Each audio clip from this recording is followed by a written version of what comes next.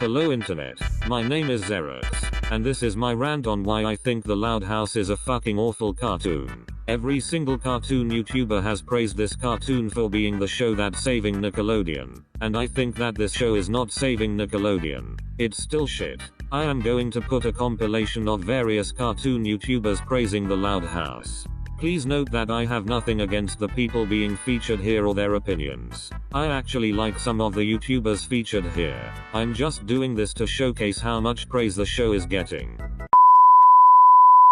Before we get into anything about the review, I will say I love The Loud House. I think that it's the best cartoon currently airing on Nickelodeon at the moment. Loud House is a return to the traditional Nicktoons that originally gave Nickelodeon its good reputation 2 decades ago. When you watch The Loud House, it almost feels like you teleported to the early to mid 2000s. It feels like it came out along with Danny Phantom, Foster's Home for Imaginary Friends, and others around that time period. The show sets a solid precedent for current Nickelodeon, and that they should invest in new shows. That there is an audience out there that's hungry for fresh cartoons, and The Loud House was a step in the right direction. If you got tired of all the outrageous Nickelodeon cartoons, The Loud House is a nice, simple alternative. So in the end, do I think The Loud House is worth your time? Yes, it's really enjoyable, especially if you have a sibling of your own, because you'll just more than likely have many moments where you just go like, oh, I remember that with my sister, and many other relatable moments like that. The Loud House may just be the best cartoon currently airing on Nickelodeon. It's got likable characters, a unique art style and animation, and can be pretty funny at times. But it's nothing you've probably seen before, and it plays it pretty safe. The Loud House is a good show, and I think it's deserving of a 7.5 out of 10. See what I mean? Every cartoon YouTuber has praised this cartoon endless times. And I've tried. Believe me, I've tried extremely hard to get into this cartoon. But I just can't. There are so many flaws in this show. So many things wrong with it. I've even had a personal incident with this cartoon, which I'll talk about later on in the rant. So, with all that bullshit out of the way, let's talk about why I hate The Loud House and why it is one of my most hated cartoons of all time. I'm not joking. I hate it that much.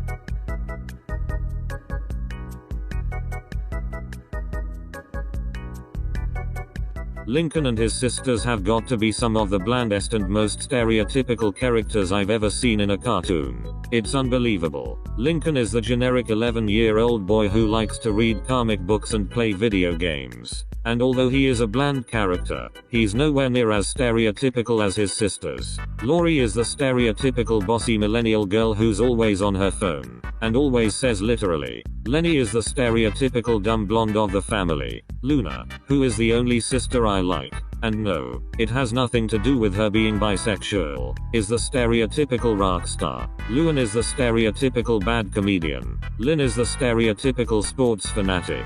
Lucy is the stereotypical edgy goth emo girl. Lola is the stereotypical spoiled bratty princess girl. Lana is the stereotypical polar opposite tomboy who likes to do dirty things like playing in mud. Lisa is the stereotypical scientist. And finally, Lily is the stereotypical baby. I can't believe this cartoon has 11 main characters, and all of them are bland, stereotypical, and forgettable.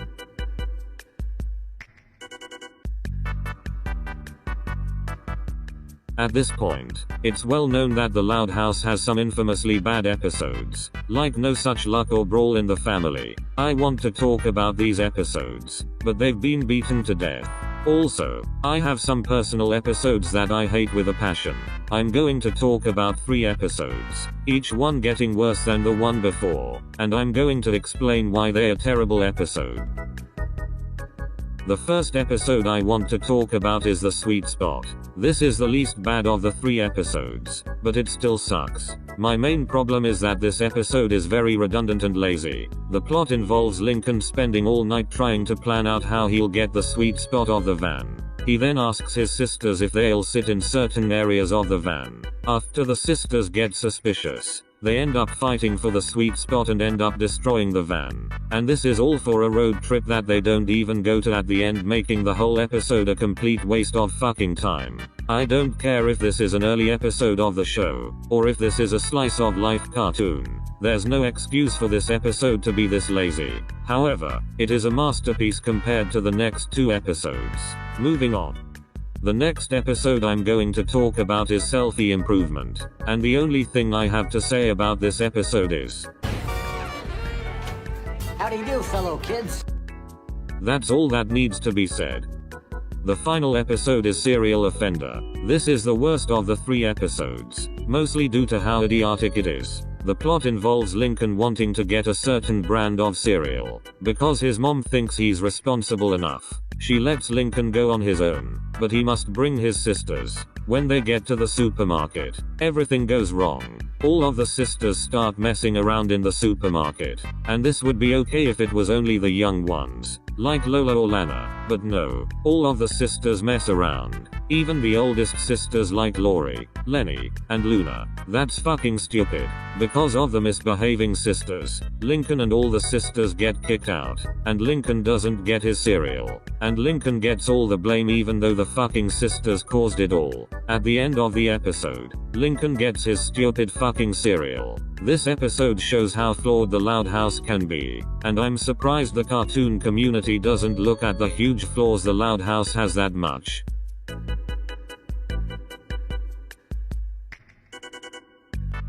I don't have to say anything about this. It's extremely obvious why I'm putting this here. So, let's move on to the next reason.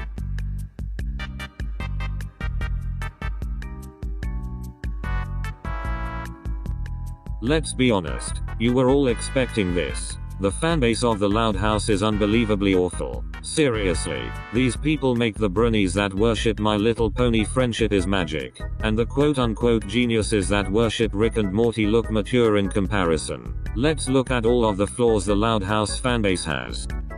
Starting off, we have the sad Loud House videos. Sad Loud House videos are slideshows that are full of edgy Loud House fanart stolen from DeviantArt. They are extremely lazy and poorly made, and I don't know why some of these videos get over 1 million views. They are just fucking slideshows. Also, these videos don't give credit to the artists featured in these videos. Finally, they are not sad at all. Moving on.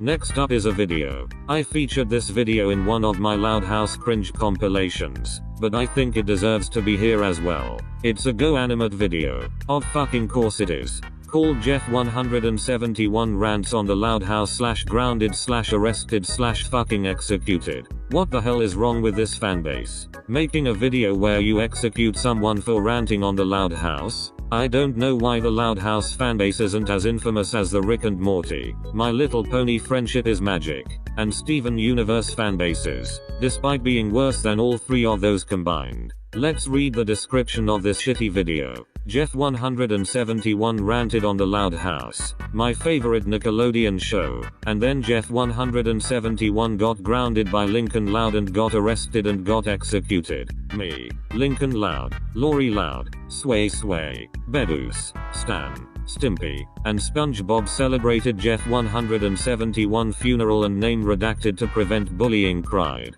I'm not reading the 3 notes featured, because I want to focus on the bottom part. If you hate Lola Loud, Barney, Teletubbies, Mr. Pickles, Uncle Grandpa, and Breadwinners, I respect your opinion. Okay, so if you hate all of those things, then your opinion is respected, but if you hate the Loud House, you'll get grounded, arrested, and executed. That makes so much fucking sense. Then again, this is Go Animate we're talking about. Go Animate and common sense don't belong in the same sentence together. Moving on.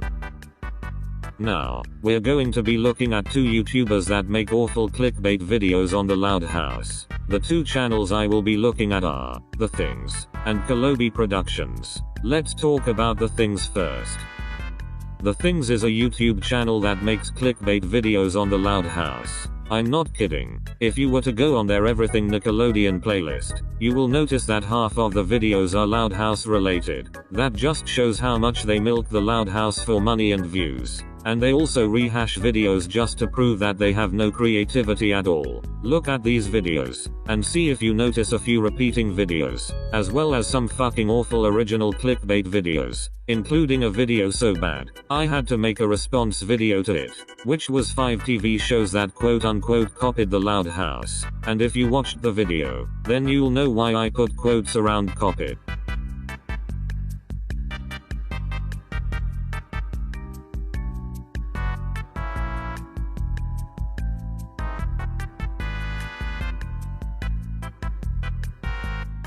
Another video I want to mention from the things is 10 Loud House characters as bodybuilders, which features what is very obviously fetish artwork taken from DeviantArt. It's easily one of the worst YouTube videos I've ever seen in my days of being on YouTube. Now, time to talk about Kolobi Productions, who is slightly better than the things, but is still bad.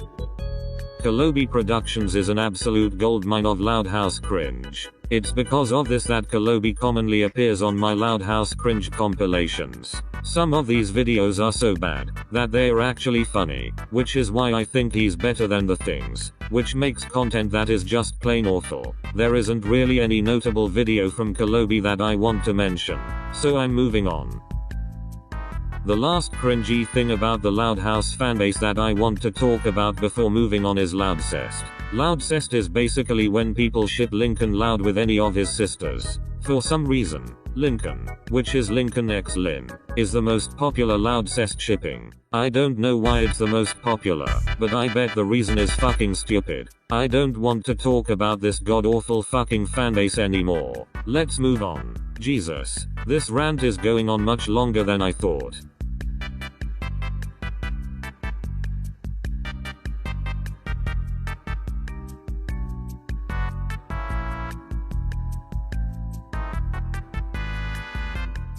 The humor in the Loud House is so painfully unfunny, particularly when it comes to the toilet humor. I don't understand why people get angry when shows like Teen Titans Go or Fanboy and Chum Chum have toilet humor, yet they don't mind it when the Loud House has equally unfunny toilet humor and butt jokes. I mean seriously, how the fuck are people not okay with this?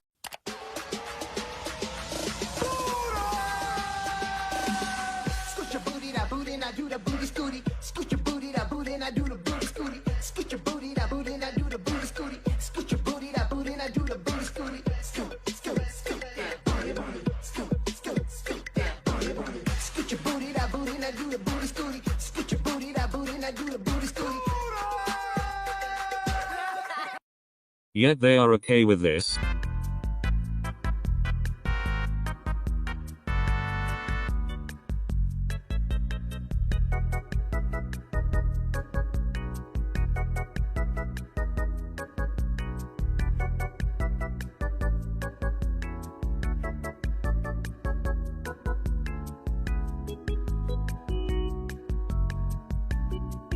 Knowing that I just compared a cringy scene from Teen Titans Go to a cringy scene from the Loud House, I can't wait to see all of the people that'll respond to this part by saying, "Zerex, you dumb fucking idiot. The reason why the first clip is cringy is because it's from Teen Titans Go, so it's automatically bad. But the second clip is from the show that's saving Nickelodeon, the Loud House, which means that it's automatically good and not cringy. Go do your research, Zerex, you stupid Teen Titans Go loving fanboy."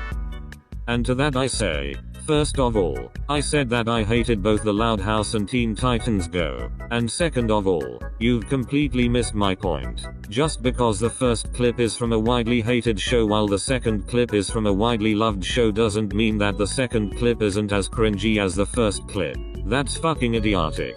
The next thing I want to address about the Loud House's unfunny humor is the Clyde nose bleeding running gag. This is the cringiest fucking shit I've ever seen in a cartoon. And the sad part is, if it was in Teen Titans Go, it would be hated on by everyone in the cartoon community, but because it's from the perfect and flawless Loud House, it gets a pass. Bullshit.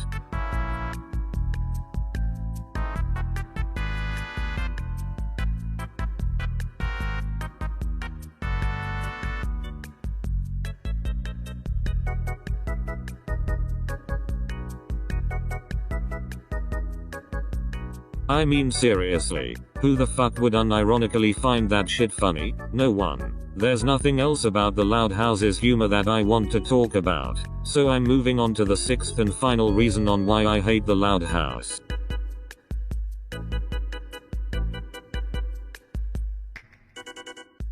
As mentioned in the beginning, everyone has been praising this cartoon for being the show that's saving Nickelodeon, and truth be told, no it's not, at all. I hate that every cartoon YouTuber thinks Nickelodeon is becoming better, yet they only look at the Loud House and Season 9B present of SpongeBob, which also isn't as good as people make it out to be, although I don't hate it like the Loud House. Shows like Teenage Mutant Ninja Turtles 2012, Harvey Beaks, and Welcome to the Wayne all get ignored. Not a single video from a single cartoon YouTuber praises these shows, and that makes absolutely no sense. The TMNT cartoon from the 80s and 90s was huge, so why isn't the 2012 cartoon huge? Come on, it's the fucking TMNT, and Welcome to the Wayne gets ignored, all because some guy said that it was a Gravity Falls ripoff just because it was a mystery cartoon like Gravity Falls, which is bullshit because Gravity Falls isn't the first mystery cartoon ever made, and it certainly won't be the last. Now, everyone ignores Welcome to the Wayne like it's a fucking cartoon play. It's major bullshit. Also, wouldn't it be a good thing that Welcome to the Wayne is a Gravity Falls ripoff? Hear me out. I know that Gravity Falls is a very popular cartoon, and people made a bunch of theories about it until it ended. Had Welcome to the Wayne actually got any attention, it would have been seen as a successor to Gravity Falls. People would be making a ton of theories on it, and it would have ended up becoming a cult classic Nicktoon, along with Invader Zim, Danny Phantom, and Avatar The Last Airbender. Of course not. Everyone would rather focus on Lincoln fucking Loud and his bland, stereotypical, unfunny, cliche, stupid, blander than expired oatmeal sisters. God, I fucking hate this cartoon. How is this shit considered the show that's saving Nickelodeon? How can people say that Nickelodeon is becoming better when this is the only non-SpongeBob Nicktoon people actually focus on? I'm done. Fuck this shitty cartoon. Anyways, that is my rant on the Loud House. I know that I mentioned an incident that happened to me at the beginning of the video, but that will be for a later video due to this rant going on for way too long. When I make that video, it will feature my actual voice, because I feel that it would fit in more for a personal video. Finally, if you like the Loud House, that is perfectly fine. Just don't be a fucking immature brat towards my opinion, and we'll all be good. Anyways, thanks for watching this video. Goodbye. Let me just say, right off the bat, I had no intentions to make this video.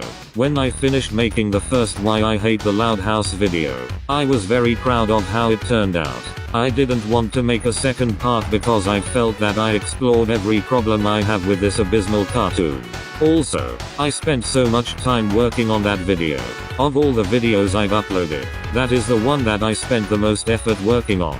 The very first thing I made for Why I Hate the Loud House, which was the compilation of cartoon YouTubers praising the show, was made on the 9th of June. The actual video was finished on the 25th of June, and it was uploaded to YouTube on the 27th of June. I wanted to make a separate video talking about the personal incident that made me hate the show, but other than that, I didn't want to make a part 2. However, I still had a lot of problems with the show that I didn't mention in the first video, and because of that, I had no choice but to make a part 2. This might also be a multi-parter series. I will not let any flaw that this show has go unnoticed. I will showcase every single reason why this is one of the worst cartoons I've ever seen, and why I think that this show deserves to be in the Cartoon Hall of Shame. Right up there with other beloved classics like Teen Titans Go, The Nutshot, and Ren and Stimpy's Adult Party cartoon. I'm not exaggerating. I genuinely think that this piece of shit is on the same levels as those shows. So let's do this. Why I Hate the Loud House Part 2.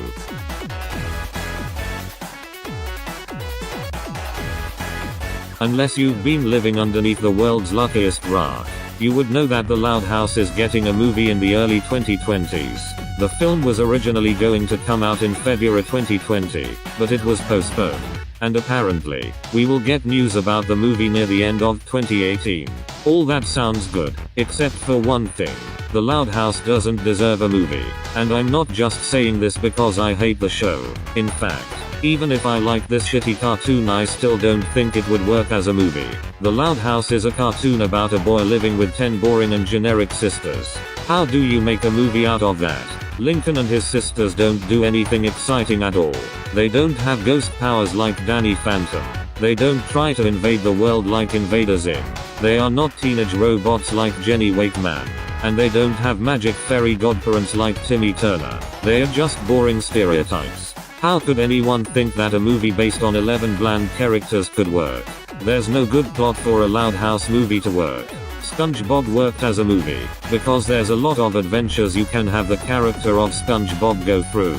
Unlike the Loud House, SpongeBob isn't a slice of life show, so a SpongeBob movie would be fun and entertaining, while a Loud House movie would be boring and dull. The only decent way I could see a Loud House movie work is if they made a vacation movie, where they have the characters go on a road trip or a cruise. Unfortunately, even that won't work. They can't do a road trip because they already have an episode where they go on a road trip, and they can't go on a cruise because we already have a movie based on a Nicktoon that involves the main characters going on a cruise. And yes, I know that Rugrats Go Wild isn't 100% about the characters going on a cruise ship, but my point still stands. I honestly wouldn't be surprised if the movie gets cancelled because there's no other way a movie based on this piece of shit could work.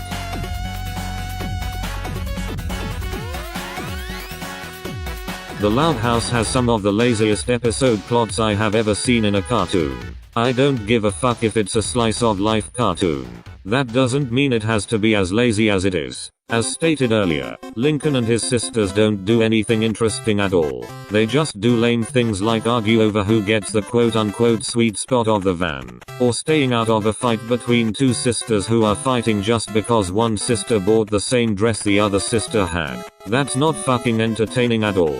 I watch cartoons to be entertained. Everyone watches cartoons to be entertained. After all, who's ever heard of a good cartoon that's boring?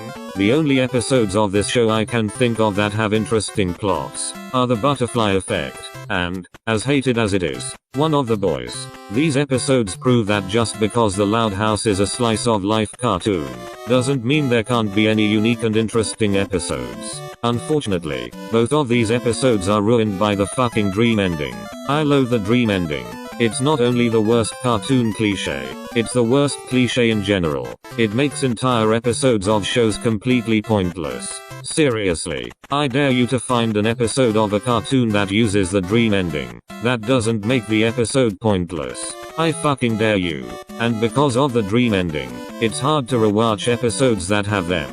Because you know everything that happens never actually happened at all. It's just lazy writing. Speaking of lazy writing, The Loud House is no stranger to it. There are a lot of episodes that have some of the most redundant storylines I've ever seen. One example is the episode Tale of Two Tables. What's it about? It's about Lincoln trying to sit in the grown-ups table. That's it. What the hell kind of plot is that? Let's also take a look at the plot of the infamous No Such Luck. It's about all the sisters thinking Lincoln has bad luck just because Lynn lost a goddamn baseball game. What a pathetic snorefest excuse for a plot. I would rather watch a pal for Gary from SpongeBob. I would rather watch It's a Wishful Life from the Fairly Odd Parents. I'm not joking. I hate the Loud House to the point where I would unironically rather watch the worst episodes of other Nicktoons over the worst episode of the Loud House. Let's move on to the next reason before I fall asleep from boredom.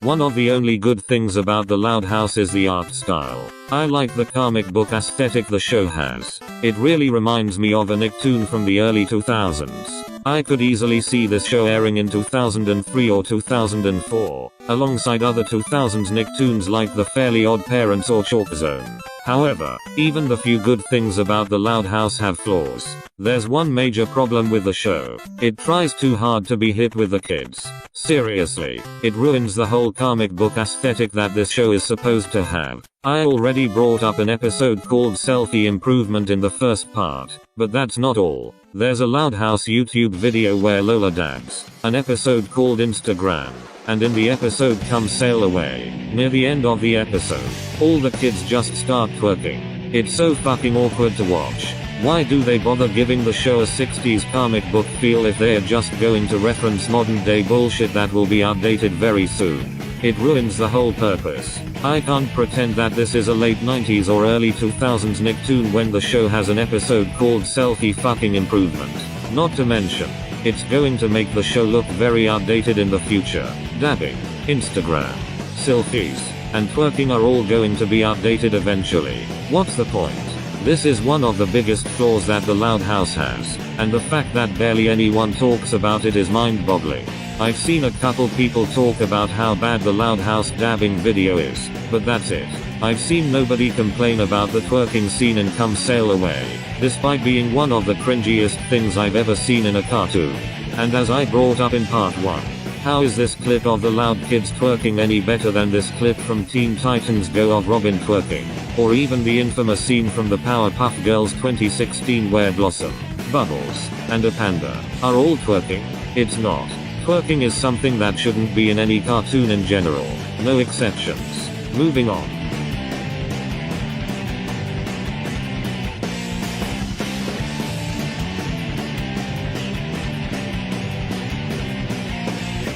Let me make this as easy and clear to understand as possible. I'm not homophobic. Not in the slightest. If you're gay, that's fine. If you're a lesbian, that's fine. If you're bisexual, that's fine. You do you. I'm not necessarily hating on the LGBT stuff in the Loud House. I don't hate it, but at the same time, I don't love it. To make it simple, I just don't care about the fact that the Loud House has LGBT characters. It doesn't change anything for me. The show could have Luna be straight, or give Clyde a mom and dad instead of two dads, and I will still hate it equally as much as I do now. There are other problems this show has that I think are worth criticizing, but the LGBT representation isn't one of those things. It doesn't make me hate the show any less, but it doesn't make me hate the show anymore. I simply don't care about it. You know what? I'm getting sick of ranting, so I think to end off this video, I'll list some of the things I like about the Loud House, with the exception of the art style, since I already brought it up. First off, we have Luna Loud, who is the only character I like. I don't know what it is. She just doesn't piss me off as much as the other sisters. Maybe it's because I like rock music, but I don't know. She's the only character in the entire show that doesn't get on my nerves. Next up, I like the little Easter eggs the show has. For example, in the episode Link or Swim, in one part, you can see characters from Invader Zim, The Adventures of Jimmy Neutron Boy Genius, Avatar The Last Airbender, Rugrats, and Hey Arnold. Also, in the episode Funny Business, there's a reference to the infamous Lost comic from Control-Alt-Delete, and to the people who think I'm a hypocrite for listing the Lost reference as a positive when earlier I said that the show tries too hard to be hip with the kids, you're wrong. First of all, the Lost reference is subtle. I don't think anyone ever noticed it when they first watched the episode. It's not like the twerking scene in Come Sail Away, where they shove that shit right up your face.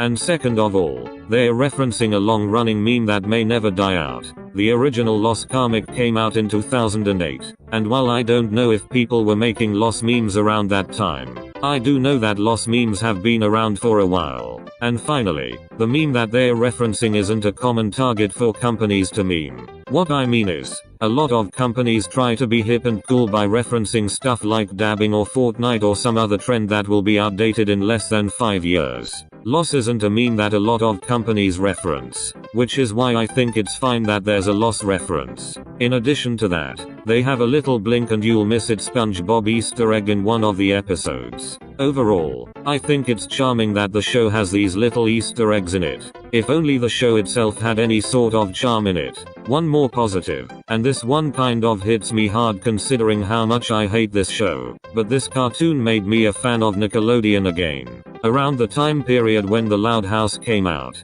I didn't care about Nickelodeon or Cartoon Network all that much. I moved on from both networks and focused on other things. Then, around early 2017, I watched the Loud House for the first time. Believe it or not, I actually used to like this cartoon. It wasn't my favorite Nicktoon, but it was still good. Then, Something happened that made me hate the show. For a while, it was the only reason, but then I looked back on the show, and I saw a ton of flaws. Every flaw I brought up in the first part and this part was discovered after the incident. I could never look back at the show the same way again, no matter how hard I try. Sometimes, I don't want to hate this cartoon. I don't want to be so negative towards it. I want to be with the majority of people who say that it's the show that's saving Nickelodeon. But I just can't do it.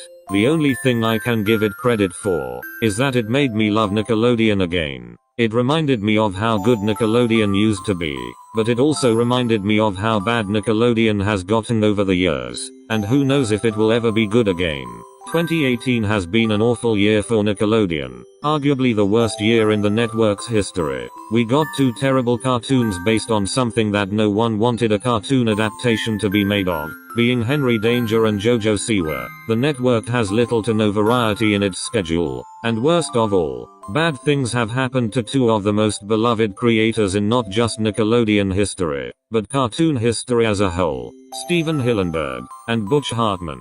Steven Hillenburg sadly passed away on November 27 due to ALS, and Butch Hartman was called out for being a bad person, for reasons such as him lying to fans about the Oasis Kickstarter, where he revealed it to be a Christian thing even though nobody knew about that, and joking about the suicide of Timmy Turner's original voice actress, Mary Kay Bergman, in front of Timmy Turner's main voice actress, Tara Strong.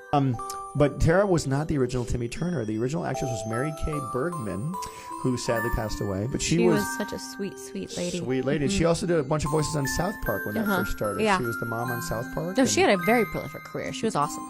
Doing great. And then she ended up passing away. And I think Tara actually had something to do with that. And so that's probably that was probably your fault. No, I'm kidding. But it's been such a fucking depressing year for Nick. I hope that the network never has a year as bad as this again in the future. I'm sorry for having this rant take a rather depressing turn, but I just wanted to say that 2018 has been the worst year for Nickelodeon. And as much as I hate to say it, I want to thank the Loud House for actually making me love Nickelodeon again. That doesn't mean that I'm giving the show a free pass, because I'm still going to hate it, and I will make more parts for this rant. But still, if it wasn't for the Loud House, my channel would have probably focused on Fortnite or Frozen Spider-Man videos or any of that bullcrap. I love Nickelodeon. I own at least 100 Nickelodeon DVDs, and it hurts me to see a network I loved so much as a kid become so bad. It hurts me to see the network go through a year as bad as 2018. It really does. I think I should end the rant now before things get even more depressing than it already is. Coming up in part 3, I will be explaining everything wrong with the Loud House's fanbase, and it will be in much greater detail than in part 1. Until then, this is Zerex signing off. Goodbye. Ever since it first aired in 2016, the Loud House has gotten a rather large fanbase, and while there's nothing wrong with liking the show, I'm sure most people can agree that some really bad things have come out of the fanbase. If you remembered in part 1, I talked about a couple reasons as to why the fanbase is terrible. I talked about the quote-unquote sad Loud House videos. I talked about a GoAnimate video where someone got grounded, arrested, and executed for ranting on the Loud House. I'm not joking. I talked about 2 YouTube channels that made awful clickbait videos on the Loud House, and I talked about Loudcist. I felt that, with the exception of the GoAnimate video, I went into barely any detail on why everything else is bad. I also never brought up the other flaws the Loud House fanbase has, like the fucking redundant Luan x Maggie shipping, or the no such luck fanfictions, or the asinine idea of a SpongeBob and Loud House crossover. There's so much ground to cover with this fanbase. I barely even reached the bottom of the barrel when talking about the fanbase in part 1. When I started early work on part 2, I knew that there would be a part entirely dedicated to the fanbase, and I knew it would fit perfectly for part 3. Before we talk about everything wrong with the fanbase, I want to bring up 2 important things. Number 1. Please do not go out of your way to bully anyone featured in this video, as it will make you look cringier than the people I talk about in this video. And number 2, not all Loud House fans are like this. There's a lot of Loud House fan art and fan fictions that I actually quite like, even if they are based on a cartoon I hate. Do not assume that every Loud House fan in existence is like this, as there are Loud House fans that do not support any of the cringy shit I bring up in this video. Okay, now that I've made myself clear, let's do this. This is why I hate the Loud House Part 3, alternatively called Everything Wrong with the Loud House Fanbase.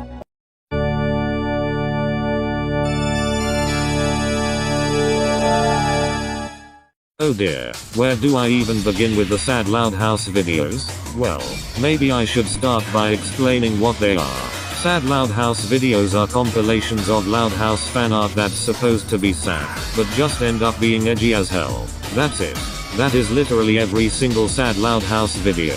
They're as lazy as you think they are. I could easily make one of these videos in under 5 minutes, but I don't, because I care about putting effort into my videos. What really boggles my mind is the amount of views these videos get.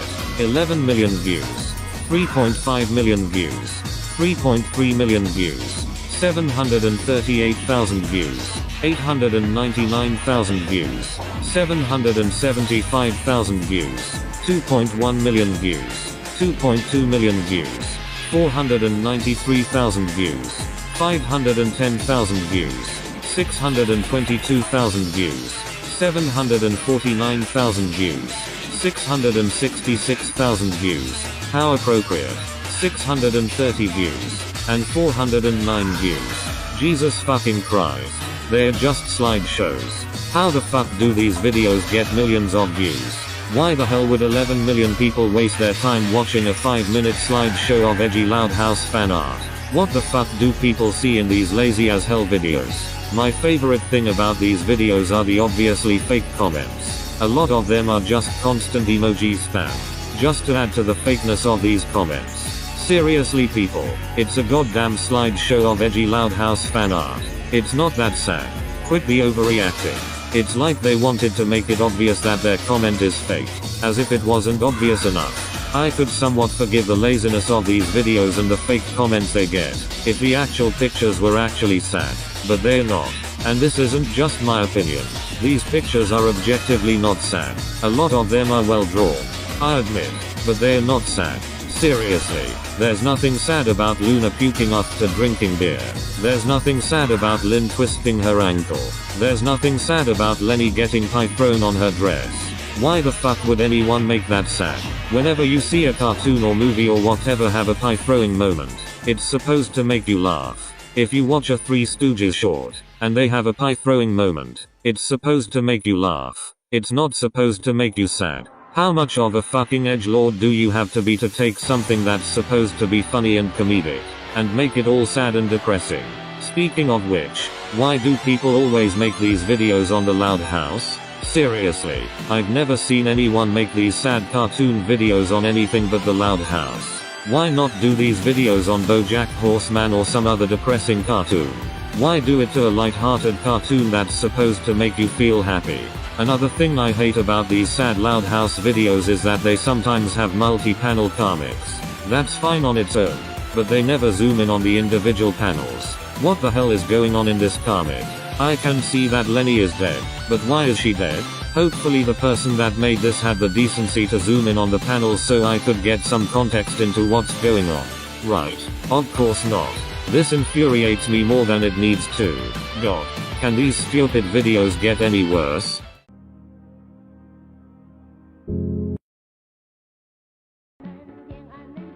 This can't be real. No. No! Somebody's pulling my leg! I hate to break it to you angry video game nerd, but what you're seeing is not fake.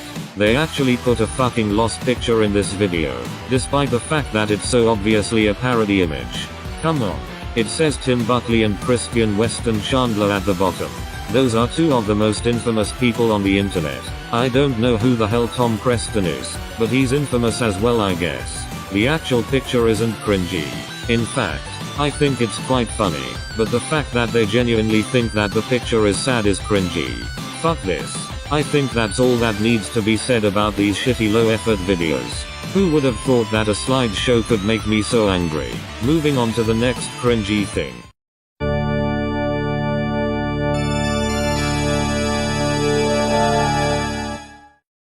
Okay, now we're going to be looking at The Things and Kolobi Productions, two YouTubers that make some of the most god-awful content I have ever seen on YouTube. Much like with part 1, we'll be looking at The Things first, and I have to say, holy shit, they have stepped up their loud house milking game. If you don't know what I'm talking about, The Things is somewhat infamous for making millions and millions of shitty loud house videos.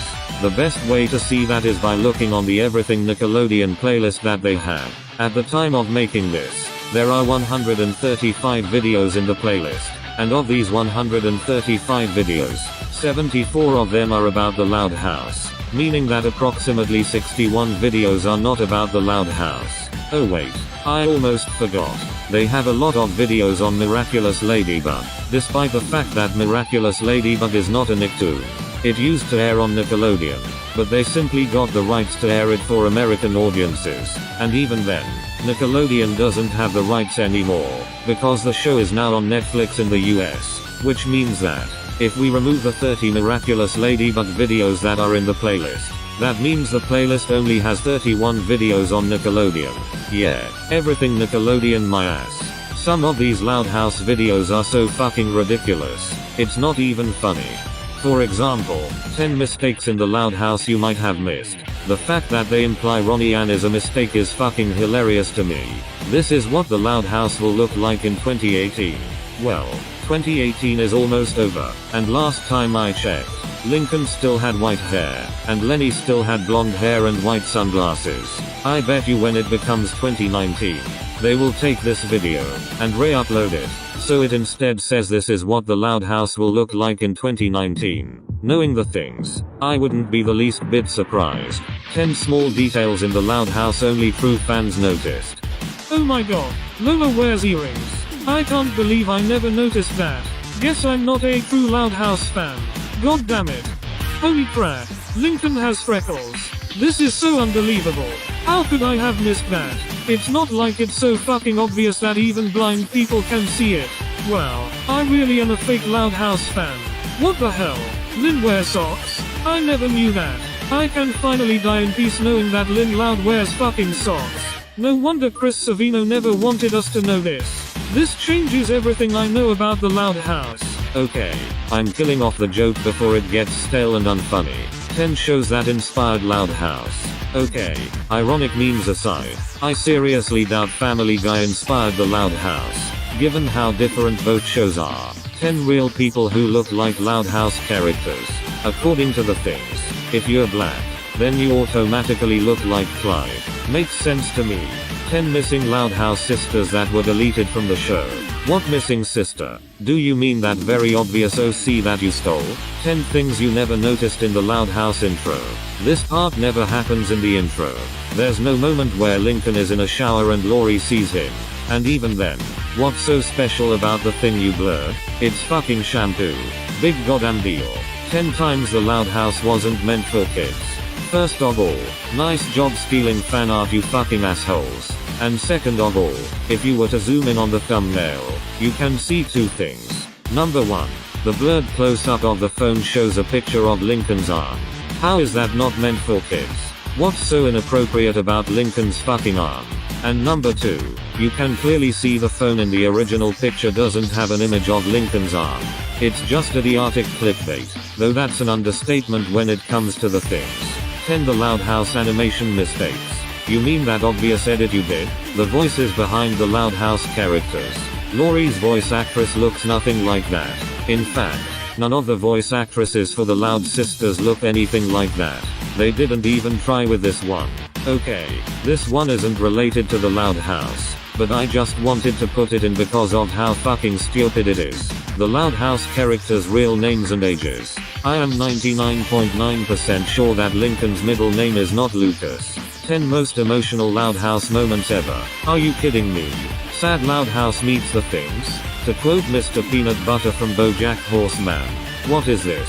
A crossover episode? Also, nice job stealing fan art again without giving any credit to the artist. That's it. I'm moving on to Kolobi Productions.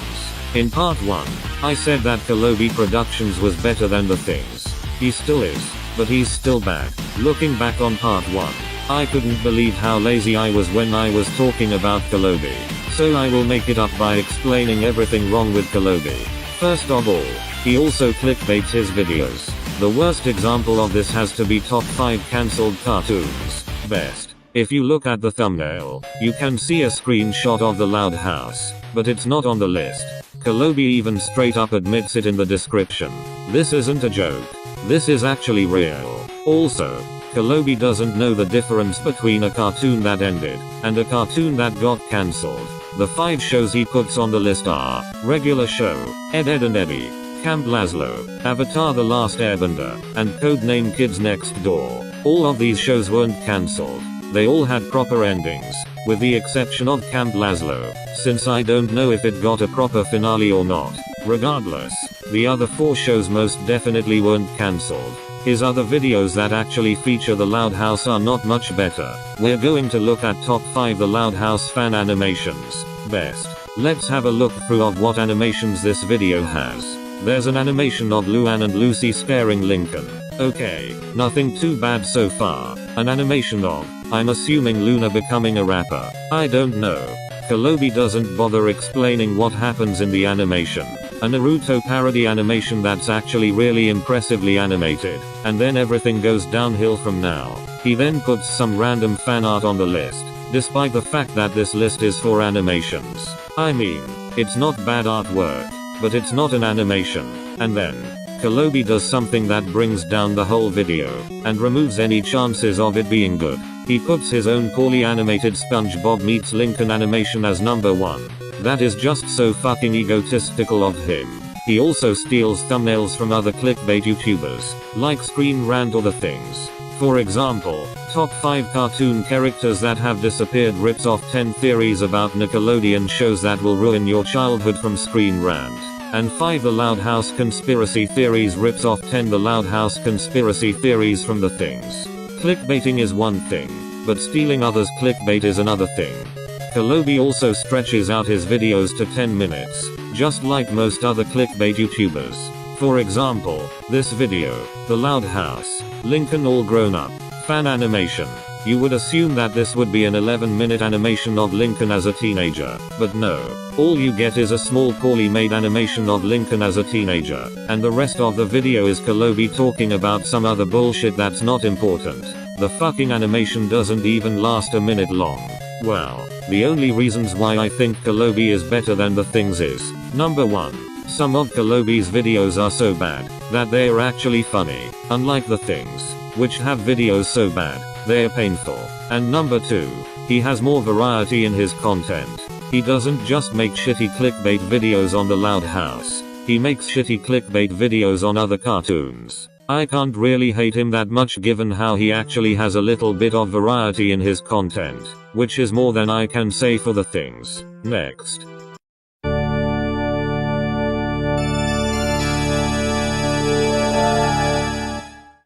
So, for some reason, a lot of people really want a SpongeBob and Loud House crossover, despite the fact that, if it were made, it would be terrible. And I'm not just saying this because I hate the Loud House and love SpongeBob. In fact, if I hated SpongeBob but loved the Loud House, I would still think this would be a terrible idea. If I hated both shows, I would still think this would be a terrible idea. And if I loved both shows, I would still think this would be a terrible idea. It doesn't matter what my opinions on the shows are, because a crossover between the two will be bad either way. The main problem is that SpongeBob and the Loud House have very little in common. For comparison, the Jimmy Timmy Power Hour trilogy worked because the Fairly Odd Parents, more specifically, Pre-Poof Fairly Odd Parents and Jimmy Neutron had a lot in common.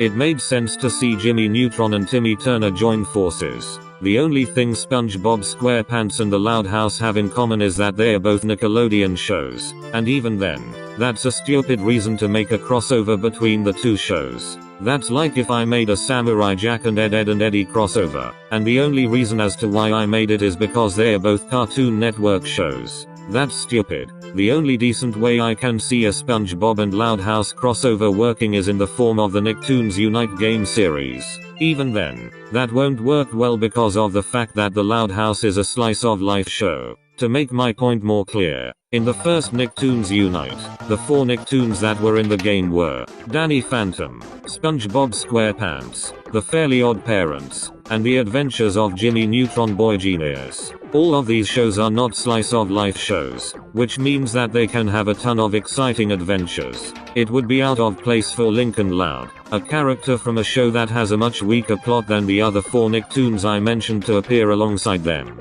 Moving back to the SpongeBob SquarePants and Loud House crossover, if it were to be made, it would be garbage for the same reason the Tom and Jerry and Willy Wonka crossover was garbage. Because they are taking 2 random properties that have nothing in common, and they are making a forced crossover with them. I don't really have anything more to say about this topic, so I'm moving on to the final cringy thing I'll talk about in this video.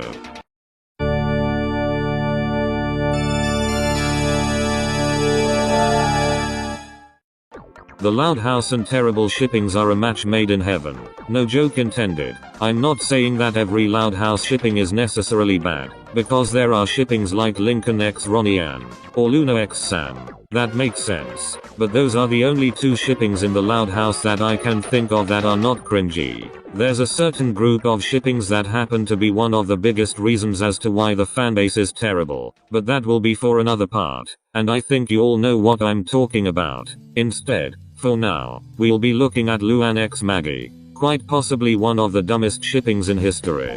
For those who don't know, there's an episode of the Loud House called Funny Business. In this episode, Luann hires Lincoln as a partner for entertaining children at their birthday parties. The main party they focus on in the episode is for Maggie, a goth girl that only appears in one episode, being Funny Business. For some unknown reason that may never be solved, people ship Luann and Maggie together, despite not making any sense.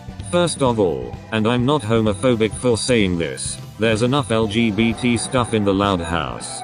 Clyde has 2 dads, and Luna has a crush on Sam. If this show keeps cramming LGBT stuff in it, it will feel forced in. Clyde having 2 dads, and Luna being bisexual should be the only LGBT things in this show. Any more LGBT stuff will feel forced. However, nothing would be as forced as this shipping. Second of all, there's no evidence at all that Luann is in love with Maggie, or the other way around. There isn't even any evidence that Luann is a lesbian or anything like that in the show. Third of all, think about it. A main character being shipped with a background character that only appears in one episode. This is one of the dumbest shippings I have ever seen.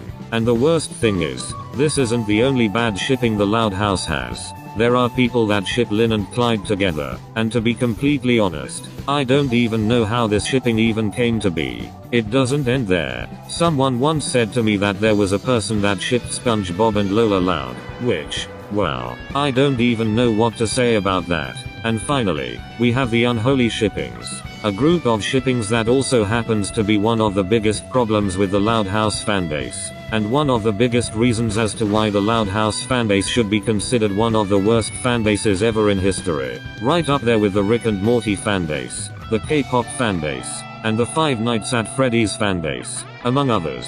I am of course talking about the horrific abomination to mankind that is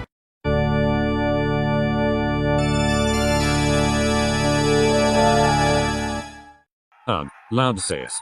Easily one of the biggest problems the Loud House fanbase has.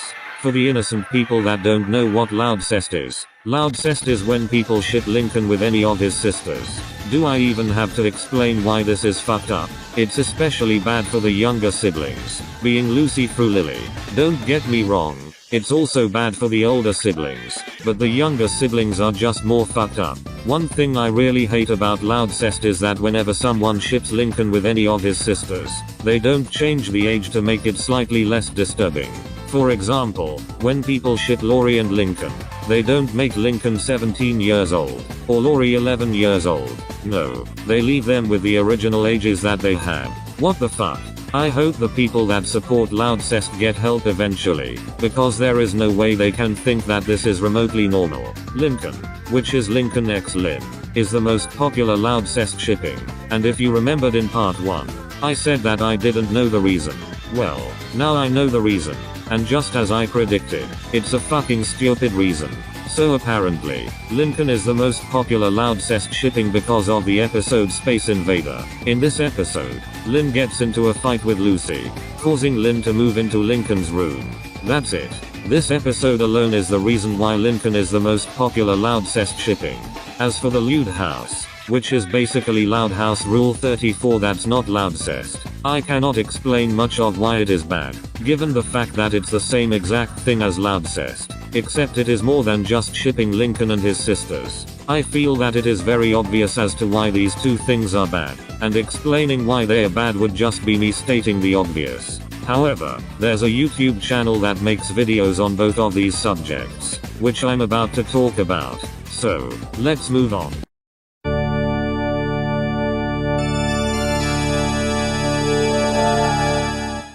Okay, so you know how in part 1 and part 3, I talked about the Things and Kolobi productions, and I explained why they are terrible YouTubers? Well, there are two other bad Loud House channels, and I'm not joking when I say that they might actually be worse than the Things and Kolobi productions. The two YouTubers I'm talking about are Sheamus MLP and Animation Club. We'll start with Sheamus MLP. Sheamus MLP is a Spanish YouTuber that also milks the Loud House to fucking oblivion.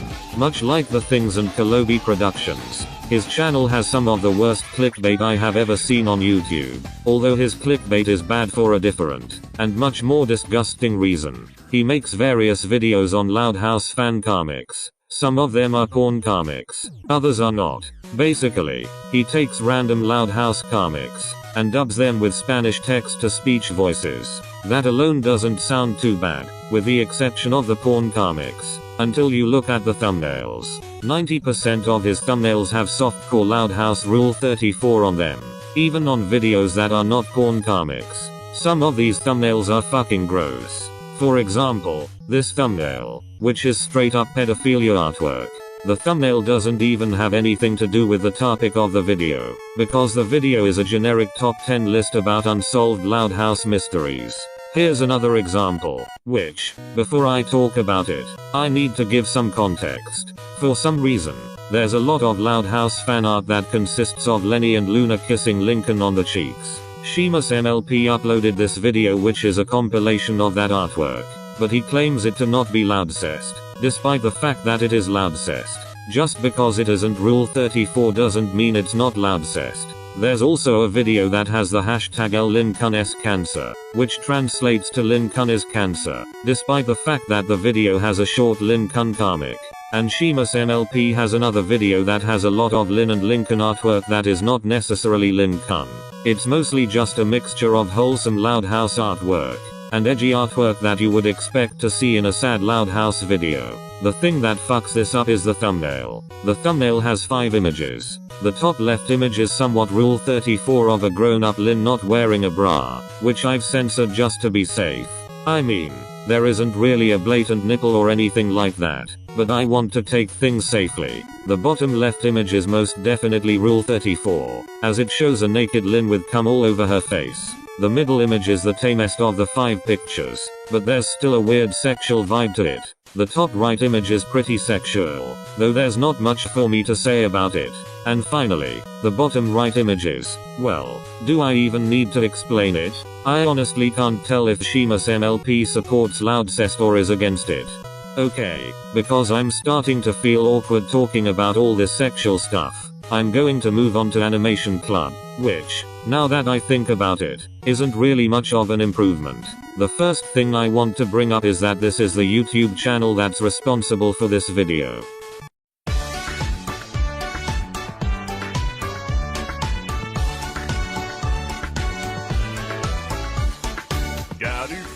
Daddy finger, where are you? Here I am, how do you do? Good luck trying to sleep tonight, folks. Anyways, Animation Club is an Elsa Gate channel. For those of you that don't know what Elsa Gate is the official name of those fucking weird videos that have Elsa and Spider-Man and other characters in them. Animation Club uploads these types of videos, but instead of having Elsa or Spider-Man or anything like that, they have the Loud House. It has your average Elsa Gate crap like the Wrong Heads videos, as well as the Loud House characters as videos, which I'll talk about later. This channel also has some of the most broken fucking grammar I have ever seen. I know that not everyone can speak English perfectly, and that's fine, but this is just unacceptable. The channel Animation Club thanks to the Fresh Knight, user of the fucking DeviantArt, for the beautiful images that were used to create the video. Wow, I don't even have to explain what's wrong with it. It just speaks for itself. As if that wasn't enough, the text itself is really fucking hard to read. Seriously, the lack of an outline and the yellow/green color make it really hard to see the text. I even went as far as to make an improved version of the picture with easy to read text and proper grammar. But that's not the point. Let's look at some of the videos from Animation Club, excluding any the Loud House characters as videos. This channel has a lot of weird and poorly animated videos of the loud kids singing. It's not just the Finger Family video. There's a video that, I'm not kidding, consists of Luna singing Gangnam Style, and they spelled the name wrong in the title, just to make it better. I would play it, but I don't want to get a copyright claim. There's also a video called The Loud House Nickelodeon, Lily Kept into Washing Machine, which, well, just look at it.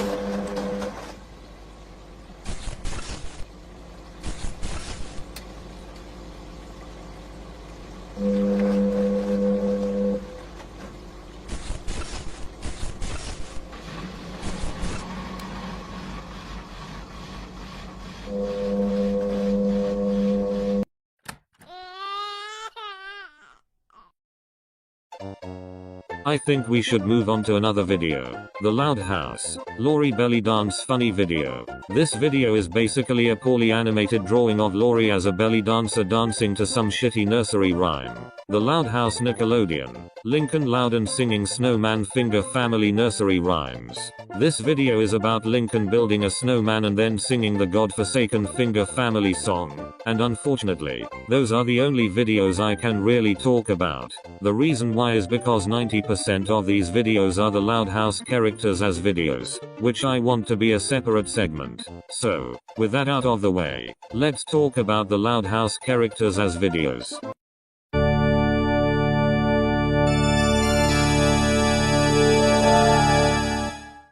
The Loud House characters as videos, or TLHCA, as I'll call them, are much like the sad Loud House videos, lazy as fuck videos that constantly spread all around YouTube like a virus. In a nutshell, these videos showcase what the loud kids would look like as something else. And again, like the sad Loud House videos, a lot of these videos are always about the Loud House. Granted, it's not 100% Loud House. I've seen these types of videos on other cartoons like SpongeBob SquarePants and Teen Titans Go, but a majority of them are about the Loud House. The Things, Kolobi Productions, and Animation Club all have various TLHCA videos, and we're going to look at a handful of them. A couple common themes these videos have include TLHCA anime, TLHCA different ages, TLHCA alternate genders, TLHC in real life, TLHCA characters from popular video games like Five Nights at Freddy's,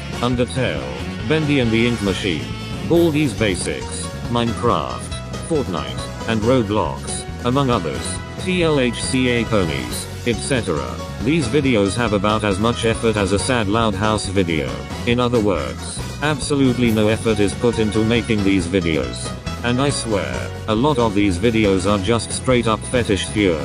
For example, a lot of these videos showcase what the loud kids would look like if they were fat, and they always include what is very obviously fetish artwork taken from the dark corners of DeviantArt. Another example is the bodybuilder videos. I already brought up the 10 Loud House characters as bodybuilders video from The Things, but that's not the only one. There are a ton of other videos showing what the loud kids would look like as bodybuilders, and they are all equally fucking gross. Given the fact that these videos have mostly the same problems that the sad Loud House videos have, I'm going to move on, as there's no point in repeating what I said in part 3. Next.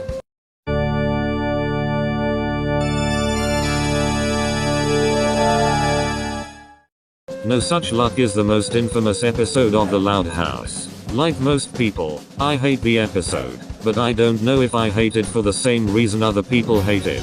I find this episode to be really dull and uninteresting. Seriously, say what you want about a pal for Gary, or one course meal, or It's a Wishful Life, but at least those episodes tried to be interesting. No Such Luck is fucking boring, and ironically enough, the 9 million fanfictions it spawned are not much better than the episode they are based on, even the ones that supposedly fix the episode. Now, before we do this, let me explain one thing. I'm not necessarily criticizing any specific fanfictions or anything like that, because I don't want anyone to go out and bully the original creator of the fanfic. I'm just looking at certain tropes that a lot of these fanfictions have. Most, if not all, of these fanfics are just edgy sad Loud House stories. Some of them rewrite the episode to make it better, while others showcase an aftermath of the episode. One of the most common tropes in these stories are the nice sisters versus the mean sisters. If you don't know what I'm talking about, in a lot of these stories, 5 of the sisters side with Lincoln, while the other 5 go against him. The nice sisters always consist of Lenny, Luna, Lucy, Lana, and Lily, while the mean sisters consist of Lori, Luann, Lynn, Lola, and Lisa. They never change it so that one of the evil sisters is good, or one of the good sisters is evil. It's always sorted like that. Another common trope is that Lynn is always portrayed as the most evil human being in existence. I get that Lynn was an unlikable character in the episode, but holy shit. A lot of these fanfictions treat her like she's fucking Hitler. A lot of these stories showcase Lynn being an edgelord and doing edgy things like violently beating up Lincoln and stuff like that. And it's just so damn cringy to sit through a lot of these stories, because of how edgy they can be. A common storyline that these stories have is Lincoln running away. In a nutshell, these stories consist of the sisters getting angry at Lincoln for having bad luck, causing Lincoln to run away. Then the sisters get sad at what they've done, and they start to feel guilty. Something happens with Lincoln causing him to go back to his sisters and they all live happily ever after. The end. I'm going to move on now, because there's something that really pisses me off about the Loud House fanbase that I want to talk about.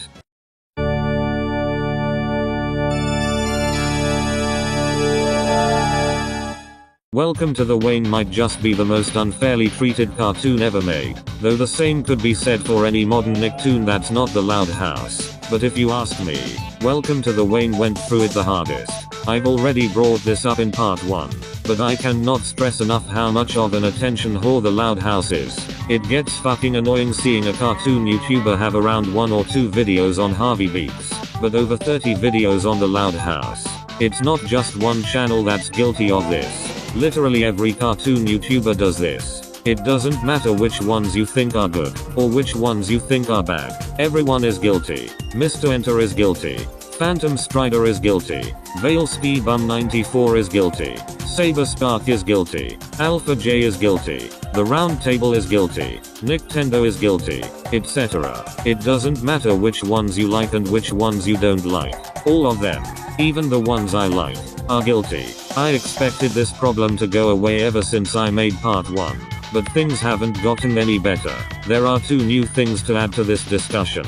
The first thing is Rise of the TMNT, which didn't air yet at the time the first part was released. And what do you know? It got ignored. And the second thing is Hilda, which I'll talk about in a little bit.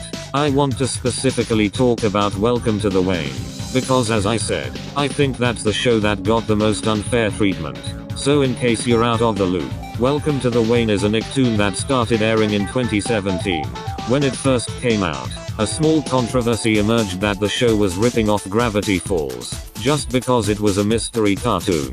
Now, logically, you would assume that the cartoon community would actually watch Welcome to the Wayne and see that it's not a Gravity Falls ripoff and make a ton of videos on it just like they do with the Loud House. But no. Instead, they take it as a fact that Welcome to the Wayne is a Gravity Falls ripoff and ignore the damn show. Now, this is where Hilda comes in. And I just want to say something important. I don't hate Gravity Falls or Hilda. I haven't watched much of Gravity Falls. Only the first 2 episodes. But I've enjoyed what I've seen so far and I can see why people love it. As for Hilda, I haven't watched it yet as I only use Netflix to watch Stranger Things and BoJack Horseman. But I'm sure Hilda is a great cartoon. But that's not the point. When Hilda came out, everyone started praising it as a successor to Gravity Falls, completely ignoring the fact that they previously called Welcome to the Wayne a ripoff of the same show. So let me get this straight. Welcome to the Wayne, a show that's similar to Gravity Falls, is a ripoff of it, but Hilda, another show that's similar to Gravity Falls, is a successor. What the fuck?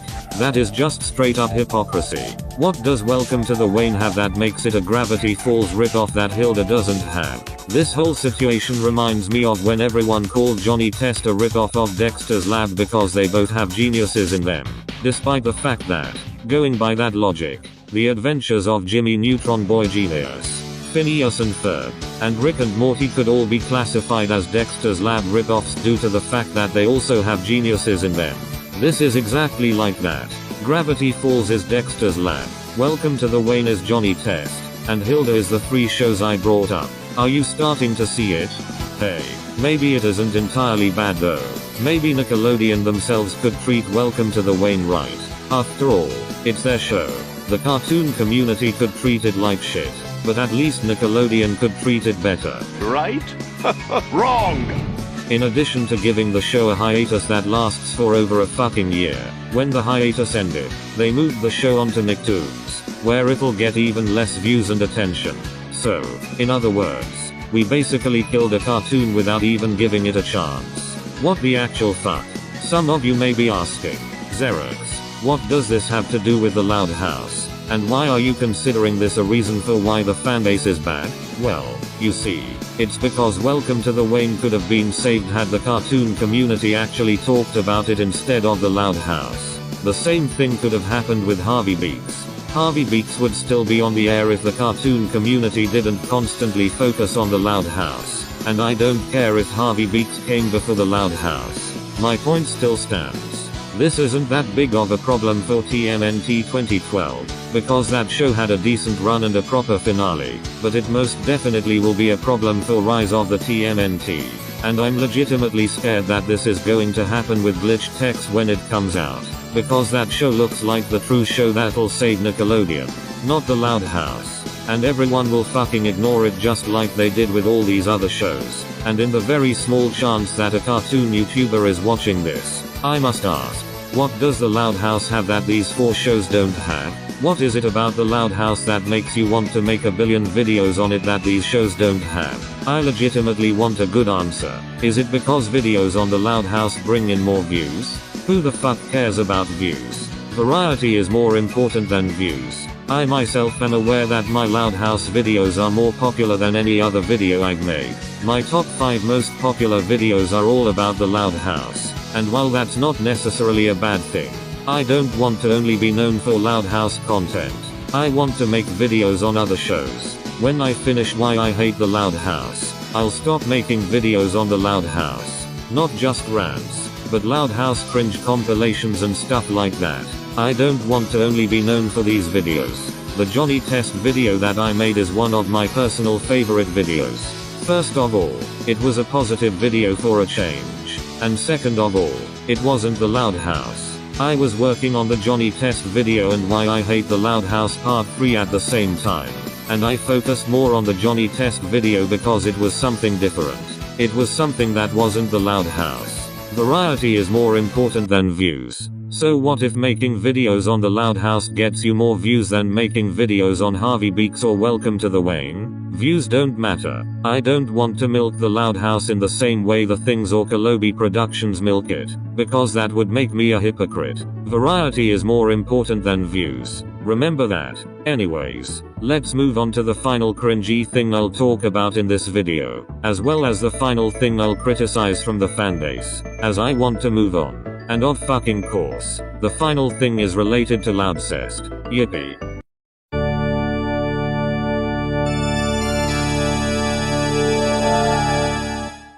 So this right here is a somewhat infamous Loud House not safe for work comic. The comic starts off with Ronnie Ann tied up. Luann walks up to her and tells her that in 20 minutes, sewage water will be released, drowning Ronnie Ann. Luann explains that this is happening because Ronnie Ann quote unquote violently beat up Lincoln, and you'll see why I added quotes. Luann removes the fold that Ronnie Ann has on her mouth so she can speak.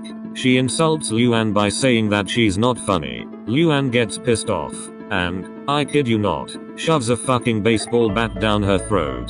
Luann runs back to the house to check on Lincoln. She sees Lynn is inside of his room, making her suspicious. Luann learns that Lincoln is upset because Ronnie Ann gave him a letter saying she hated him, which turned out to be from Luann. Luann tries to cheer Lincoln up by telling a lot of jokes, until Lincoln finally becomes happy. My favorite thing about this is that they treat this like it's a sweet wholesome moment, yet you know damn well that some weird shit is going to happen eventually. Lincoln falls asleep. Lenny goes upstairs looking for Lucy. She sees Luann holding the sleeping Lincoln and she tells Lenny to get out. Meanwhile, Lucy is exploring the area that Ronnie Ann was killed, and finds Lynn's baseball bat that was shoved into her throat. Lucy returns home, and they all live happily ever after. Heh heh, if only it was that tame.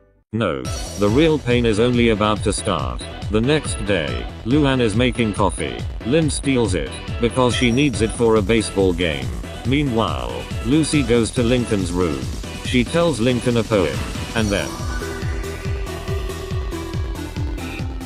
that happens. Unfortunately, due to this video going on for too long, I will have to end it here. In part 5, which will likely be shorter than the previous parts, I will continue talking about this comic, give my final thoughts on the fanbase, and my thoughts on the cancellation of the Loud House movie. Until then, this is Zerex, user of the YouTube, signing off. Goodbye.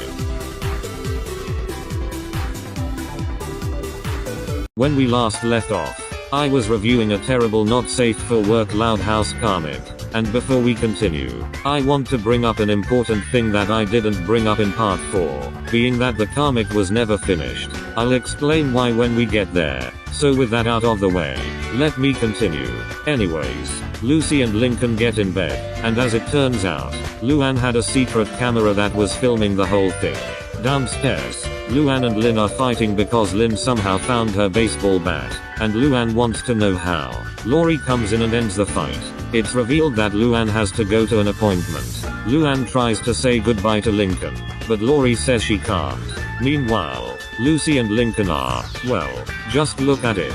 Laurie comes to check on Lincoln, which scares him and Lucy. Luann gets dressed and sees a small peek inside Lincoln's room.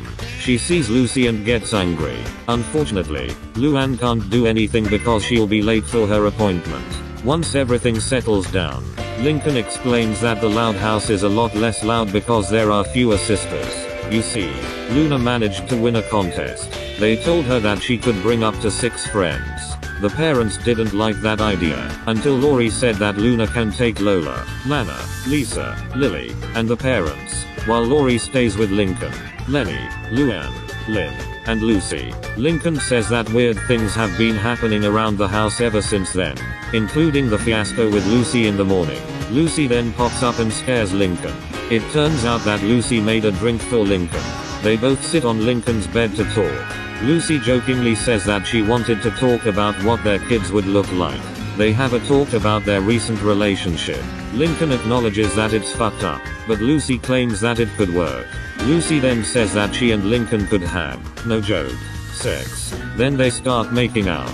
At this point, I should remind you all that Lincoln is 11 years old, while Lucy is 8 years old. Luckily, the comic moves on to Luann and her appointment. Laurie tells Luann that after the appointment, they could have a karaoke night at the house. Luann goes inside of the office. The doctor is concerned about the last time she visited, because Luann refused to explain something. Luann makes up a lie that she watched a horror movie that traumatized her. The truth is, she was watching Lincoln through her camera. She sees Lynn go inside his room, and asks if she could sleep there because Lucy was reading her poems. Lincoln says yes. Lynn takes off her clothes and gets in bed. Luann gets really pissed off. Lynn and Lincoln start doing some, well, naughty stuff. The less said the better. Moving on from that, Luann talks about how Lynn stole something from her, which just turned out to be her coffee from the morning.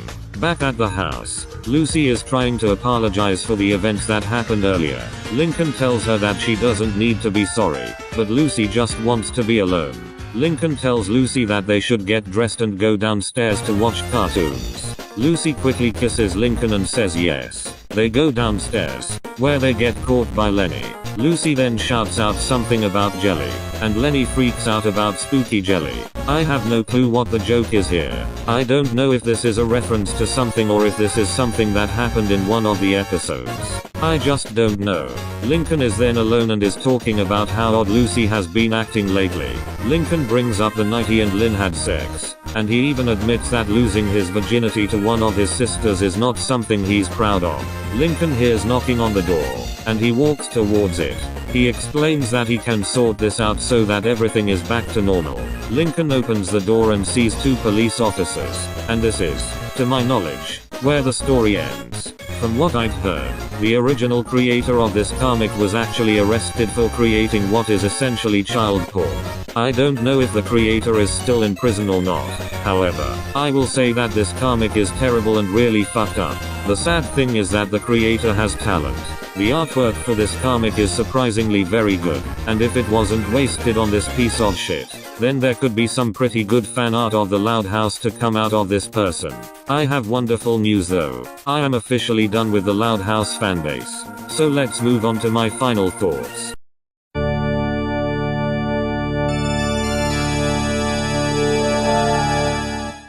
Holy fucking shit. I have never seen a fanbase as flawed as the Loud House. It honestly boggles my mind that the Loud House fanbase doesn't have the same awful reputation that the Sonic fanbase, the Fortnite fanbase, the K-pop fanbase, or you know what, stans in general have. Even if you compare this fanbase to other bad cartoon fanbases, like Rick and Morty, Steven Universe, or My Little Pony Friendship is Magic, the Loud House fanbase is still somehow worse than all 3 of those combined. To be fair though, of these 3 cartoons, Rick and Morty is the only one I like, as I don't care about Steven Universe or My Little Pony all that much. But if you were to compare the Loud House fanbase to the Rick and Morty fanbase, you will see that the Loud House fanbase is worse, and it makes me wonder why the Rick and Morty fanbase is more infamous, as contrary to popular belief, the Rick and Morty fanbase is only infamous for 3 things: the Zechuan Source freakouts, the Musicals, and the claims that the show is for intellectuals, which, by the way, I'm surprised is such a big circle jerk, as every time I've seen someone claim Rick and Morty is for smart people, it's always ironic. I have yet to find someone on the internet that unironically thinks Rick and Morty is a smart show that only intellectuals can watch. I'd like to see anyone attempt to defend any of the shit I mentioned regarding the fanbase. Seriously, defend the lazy and low effort sad Loud House videos that are not the least bit sad. Defend the things and their 9 million shitty Loud House videos, including regurgitated video ideas and videos that are borderline fetish fuel. Defend Kalobi Productions and his poorly made Loud House videos, including a top 5 video that doesn't even feature the Loud House in it, despite Lincoln being on the thumbnail. Defend Sheamus MLP and his fucked up thumbnails that contain a whole lot of gross Loud House artwork. Defend Animation Club and their shitty Elsa Gate Loud House videos with some of the most disturbing animation, if you can even call it that, I have ever seen. Defend this fucking terrible comic, which is straight up child porn, and is one of the weirdest fucking fan comics I have ever read in my whole entire life. But most of all, defend the bullshit treatment of Welcome to the Wayne and every other modern Nicktoon that's not the Loud House. And give me a good reason as to why the Loud House deserves all the attention it gets more than Harvey Beaks or Welcome to the Wayne. You also get extra credit if you can tell me what Welcome to the Wayne has that makes it a Gravity Falls ripoff that Hilda doesn't have. Do all of that. I fucking dare you. The Loud House has the worst cartoon fanbase ever, and there's nothing you can do to change my mind and convince me that the Bronies or the Steven Universe fans are worse than the Loud House fanbase. Enough said. Moving on from that, let's focus on something else. And I know what you all want me to talk about. The recent news that the Loud House movie has gotten cancelled. In part 2, I criticized the movie because of the fact that The Loud House has a plot that doesn't work for a movie adaptation. I also said that I wouldn't be surprised if the movie got cancelled because of that. Well, what do you fucking know? It got cancelled. I remember going on Twitter and seeing various cartoon YouTubers being sad that it got cancelled, and all I could think of was how these people thought this would work. It can't. Literally every Nicktoon that has gotten a movie or is getting a movie works better than The Loud House getting a movie. It's not just SpongeBob. Rugrats worked with a movie, because you could have the Rugrats go on various adventures. Rugrats wasn't just a cartoon about boring babies doing nothing. They went on various imaginary adventures in the show, and they managed to make a movie adaptation work. Not just once, but 3 times. Hey Arnold worked as a movie, because you could have Arnold go on various adventures, and it worked for both movies. I haven't watched the Wild Thornberrys movie, because I found the cartoon it's based on to be boring as hell, so we're skipping it, and even though its movie adaptation was fucking abysmal, Avatar: The Last Airbender could work as a movie. I don't know how anyone can think that this could have worked, especially since it was going to be a theatrical movie. Yes, you heard me right. The Loud House movie was going to be theatrical. Friendly reminder that Invader Zim, a Nicktoon that has a fuck ton of potential for a theatrical movie, is only getting a made-for-TV movie, while The Loud House, which wouldn't even work as a direct-to-DVD movie, was going to get a theatrical movie. What the fuck? I heard that there was going to be a movie adaptation of The Fairly Odd Parents, and no, I'm not talking about the crappy live-action movies with Drake Bell. I mean an animated movie in the same style as the SpongeBob and Rugrats movies. But it was cancelled. I don't know why it was, but if it were to be made, it would be better than the Loud House movie. In conclusion, the movie deserves to be cancelled, because there's no way it'll work. Besides, even if it wasn't cancelled, it would be rightfully overshadowed by the 3rd SpongeBob movie. Anyways, thank you all for watching this video. I'm sorry that it's much shorter than the previous 4 parts, but I didn't really have much to talk about for this part, so I had to make the most out of it.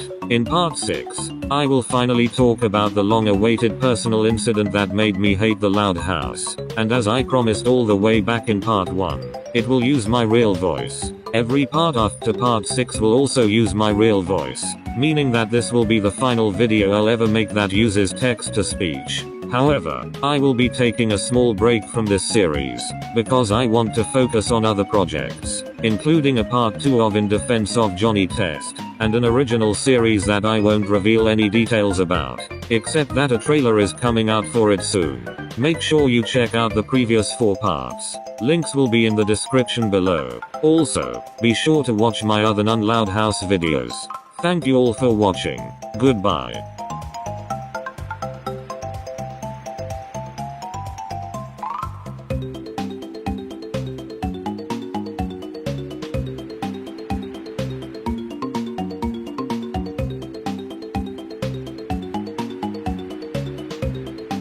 Okay, so this is it. This is what you've all been waiting for. The original reason as to why I hate the Loud House. Everything that I brought up in the first 5 parts didn't come until after this whole bullshit happened. And I know that this will be the most ridiculous cartoon drama you've ever heard of, but believe me, this is true. So, to make a long story short, the original reason I hate the Loud House is, no joke, Rick and Morty. Yes, you heard it right. Rick and Morty is the reason I hate the Loud House. I know, it sounds stupid, but trust me, it won't be so stupid when you actually learn why. There's also a personal thing with this drama, as my cousin, who I'll call James, because I don't want to use his real name, is also responsible for this bullshit. Now, let me bring up 2 important things that I want to make as clear as humanly possible. Number 1. I don't hate Rick and Morty. Do I think it's overrated? Yes. Does it have a bad fanbase? Yes. Is it responsible for making me do this whole series? Yes. But does that mean I hate it? No. Rick and Morty is still a surprisingly good cartoon, though I can't forgive it for what it's done to me. And number 2, I don't want you to go out of your way and bully or insult James. I've seen some of the comments you guys have left, and a lot of them were pretty fucking edgy. I saw a comment in part 4 or 5 that said something along the lines of anyone who supports Loudcest should get sent to a concentration camp, or something like that, and I also got a couple homophobic comments as well. I removed all of those comments, and I seriously don't want this to happen with James. Even with this whole thing, he's still family, and I will not accept any edgy comments. So, with that out of the way, let's do this. This is the story of Loudgate, the craziest cartoon controversy you've never heard of. The story begins around early 2017. Around February or March. I don't remember, but I know that it's one of those 2 months. I was just chilling in my room doing nothing. When I went to the kitchen to get something to eat, I saw my mother and my little sister watching The Loud House, but I didn't pay any attention to it, because, as I said in part 2, I didn't care about Nickelodeon or Cartoon Network or anything like that at the time. I didn't ask my mom what she was watching. I just went back to my room. A few days later, my mother told me that she was watching The Loud House a lot more, and convinced me to watch it. On a random Saturday, I finally decided to watch The Loud House. I even remember the first episodes I watched, which were In Turn for the Worse, The Old and the Restless, The Sweet Spot, and A Tale of Two Tables. And it's ironic that The Sweet Spot was one of the first episodes I watched, because I criticized it for being extremely lazy all the way back in part 1. But that's not the point. As stated in part 2, I actually used to like this show. It wasn't my favorite Nicktoon.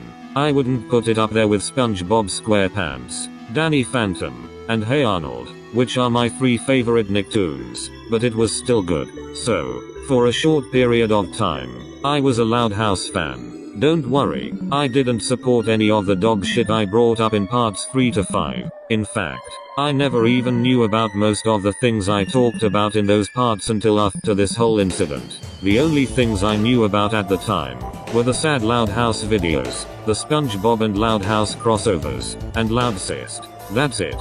So yeah, I like this show, but unfortunately, we can't always have nice things. Somewhere around May, I called James, who lives far away from me, and told him that I was getting into this show called The Loud House. James told me that he was getting into this show called Rick and Morty. I think you're starting to see it.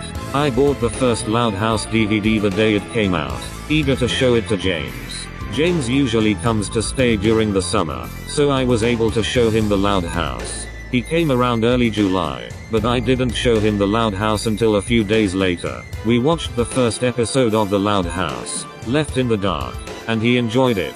He didn't have any Rick and Morty DVDs, so we had to watch it online. Unfortunately, we couldn't find a good website to watch Rick and Morty, so we just called it quits. This is when everything takes a huge nosedive. A few days later, around late July to early August, James was house-sitting my mother's parents' house, and told me that he found a good website to watch Rick and Morty. He picked me up, and we watched the first 2 episodes of Rick and Morty. I was dumbfounded by how good the show was, and I'll admit it, I was jealous that James got the better cartoon. He got a cartoon that was action-packed and exciting, while I got stuck with a show with bland and stereotypical characters and plots that, even for slice-of-life standards, are boring and generic as all hell. If this whole thing ended here, everything would be fine. But no, it gets worse. Now, James is aware that I am jealous, and decides to tease me because of that. James always teases me a lot, but it was never as annoying as it was when this happened. He kept calling me Lincoln.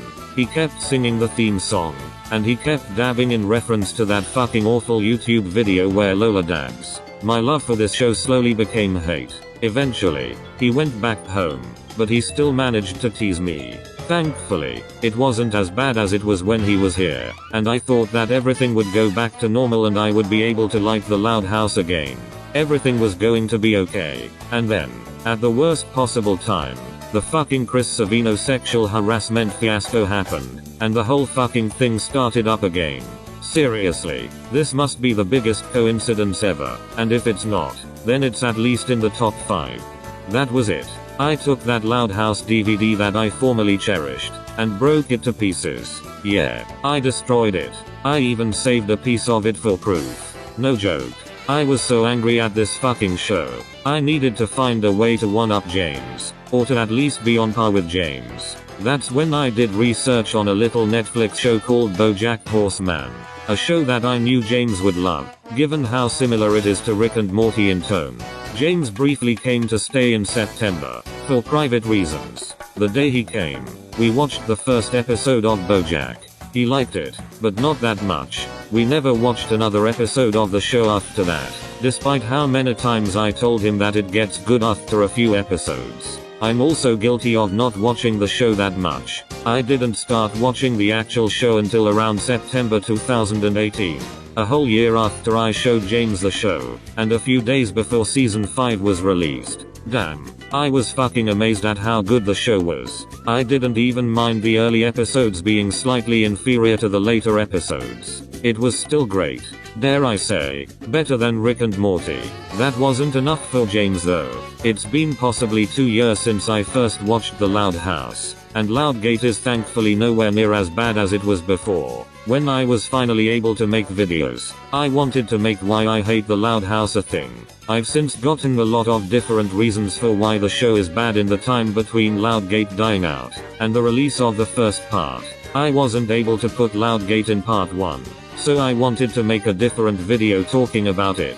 I made 2 videos that were both around 25 minutes long, that just consisted of me talking about Loudgate in a very boring voice. I didn't use a script for either video, and the only visual used in both videos was this one photo you're looking at. Nothing more. I never uploaded them because they were extremely boring. By the way, despite what I said in part 5, the remainder of this series will use text-to-speech for consistency reasons. That, and I want to save my voice for other projects, like the search for the worst cartoon. Anyways, that's it for Loudgate, but there are 2 things I want to squeeze in as a bonus. I already know what I want part 7 to be like, and I can't be able to bring them up in that part, so I will talk about them in this video. Before that, I want to say something. The end of Why I Hate the Loud House is near, and when it ends, I will not make any more videos on the show.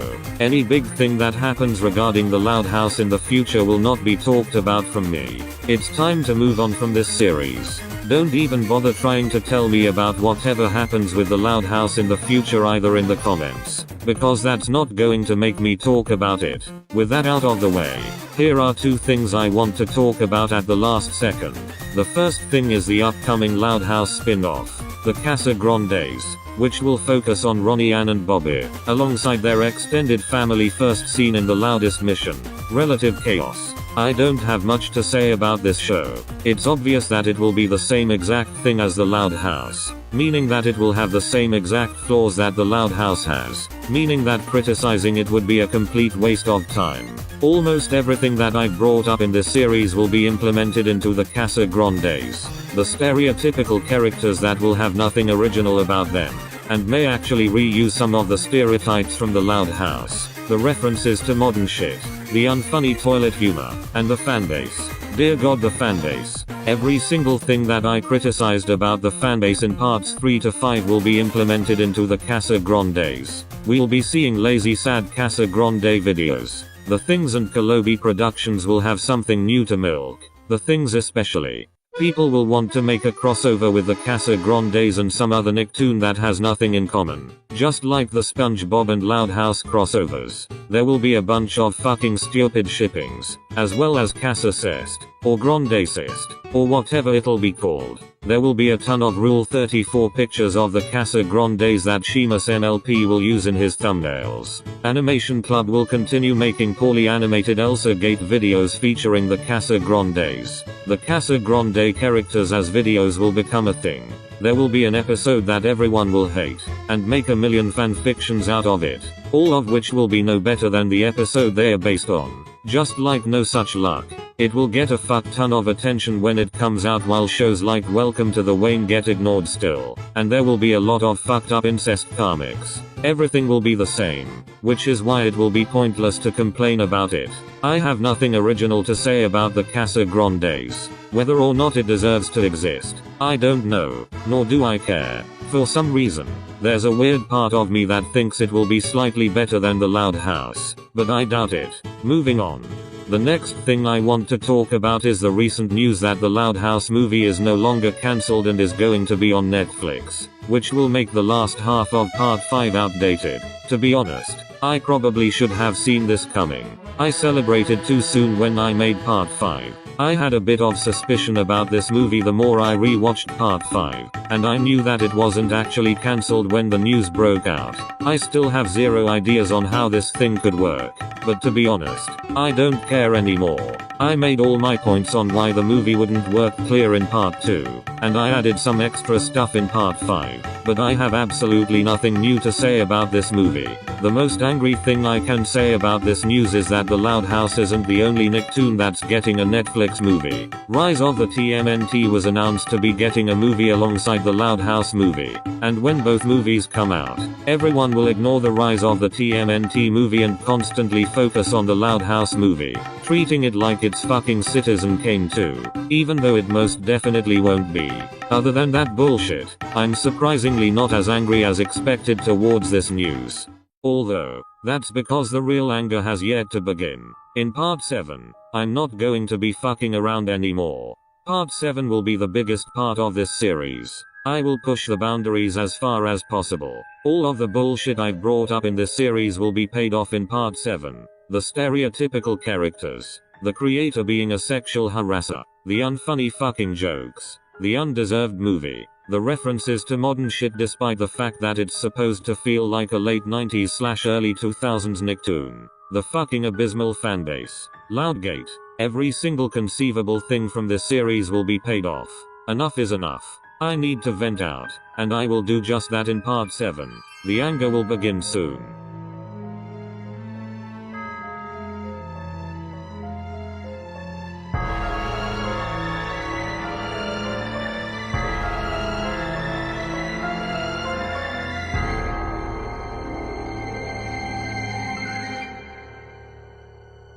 So, it has come to this, the finale of why I hate the Loud House. I never thought I would get this far, and I never thought I would get the praise I got now. When I made the first part, I wanted it to be as big and ambitious as possible. I didn't want it to be like your average popular thing sucks video, where I give barely any valid reasons as to why the thing I'm hating on is bad. No, I wanted this to be a big series that showcased every single fucking flaw that this show has. Some of these points are so valid, that I'm sure even Loud House fans would agree with me on them.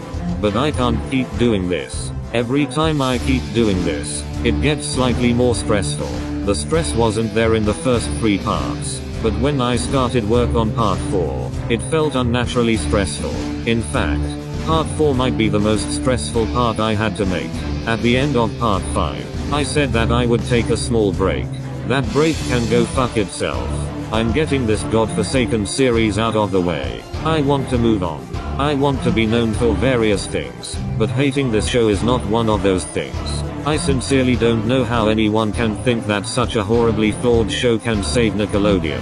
Answer this. If Nickelodeon is getting better, why is there no fucking variety in its schedule? I don't get it.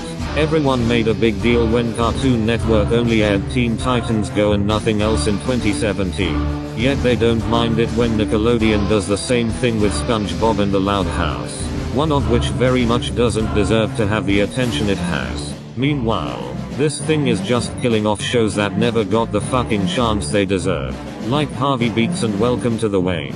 I can't wait to see everyone ignore Glitched Tex, aka the true show that will save Nickelodeon, when it comes out.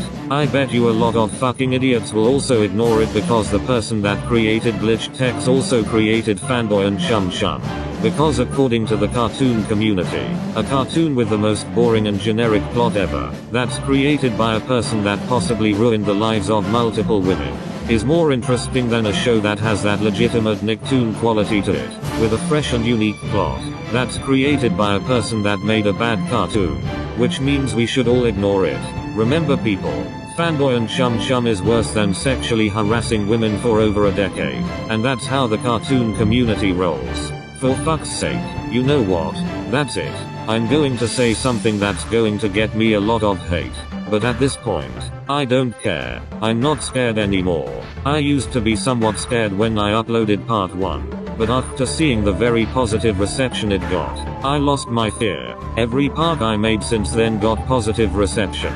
Even the Why I Like Johnny test video has rather positive reception, despite not being as well known as this series. So I really doubt that this will get me any hate, and if it does, let it be known that I don't care. I don't care if this gets me a lot of hate. I don't care if I become the most hated cartoon YouTuber for saying this. I don't care if I get a lot of death threats and whatever for this. I don't even care if I lose subscribers for saying this. It's not going to make me change my mind. I'm going to say it. Here it goes. Teen Titans Go doesn't piss me off as much as the Loud House. There, I said it. Give me all of your fucking hate. Actually, before you do so, please acknowledge that this doesn't mean I like Teen Titans Go. It's still a bad show, but in comparison to the Loud House, it doesn't piss me off anywhere near as much. I don't care if Teen Titans Go insults a beloved cartoon, or if it has bad morals, or if it has mean-spirited characters or any of that bull crap. I still won't consider it worse than the Loud House. Teen Titans Go, to me, is just a meh show. The show is meh, the movie is meh, the 3 episodes that everyone make a big deal about are, well, fucking shit. I'm not even gonna try defending them, but I'm not going to say that I hate Teen Titans Go more than the Loud House just because 3 bad episodes that I could just, I don't know, ignore and not watch exist. And the sad truth is, if the Loud House had any of the flaws that Teen Titans Go has, everyone in the cartoon community would be okay with it, because it's the Loud House that has it. Don't even bother defending yourself by saying, "Oh no, Zerex, you're overreacting. If the Loud House had any of Teen Titans Go's flaws, we would criticize it." No, you fucking wouldn't. You would be okay with it simply because it's from the Loud House. Hell, both shows do share a couple flaws. For example, as I brought up all the way back in part 1, both shows suffer from incredibly unfunny toilet humor. I still don't have a fucking clue as to why people are okay with the Loud House having toilet humor, but they're not okay with Teen Titans Go, or Sanjay and Craig, or Breadwinners, or Fanboy and Chum Chum, or any cartoon that's criticized for having toilet humor, having it. And don't bring up that Mr. Enter bullshit, where if a cartoon occasionally does toilet humor, it's okay, but if it spams it, it's not okay. Fuck that logic. First of all, the Loud House does toilet humor a lot, and second of all, why does it fucking matter how much toilet humor it uses? Because it'll be unfunny either way. In contrast, if Teen Titans Go had any of the flaws that the Loud House has, dear lord, the hate it would get.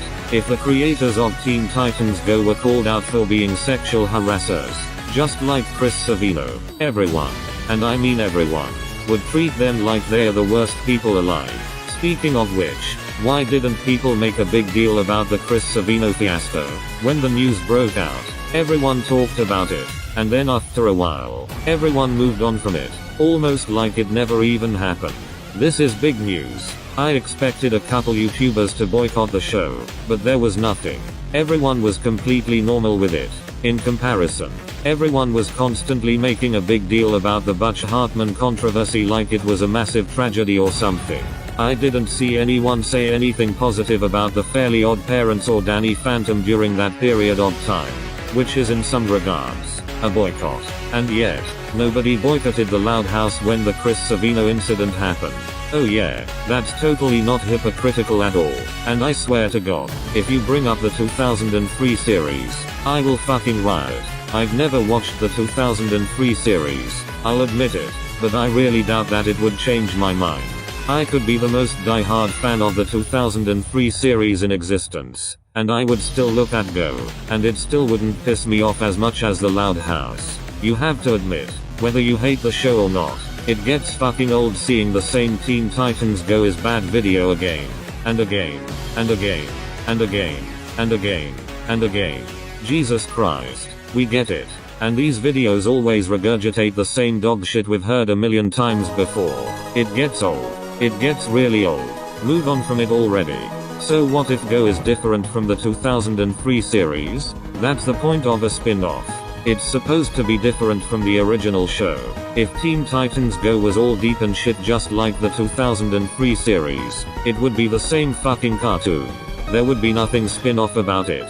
And if you want to bitch about the unfunny toilet humor, or the unoriginal characters, just remember, the show that you consider Nickelodeon's savior also has those flaws. And in the case of the unoriginal characters, I would argue that it's worse for the Loud House than it is for Teen Titans Go. Because Teen Titans Go only has 5 stereotypical characters, while the Loud House has 11 stereotypical characters. And yet, nobody complains when the Loud House has it, but they complain when Teen Titans Go has it. Give me a fucking break. Moving on. So, I want to bring up a very big thing.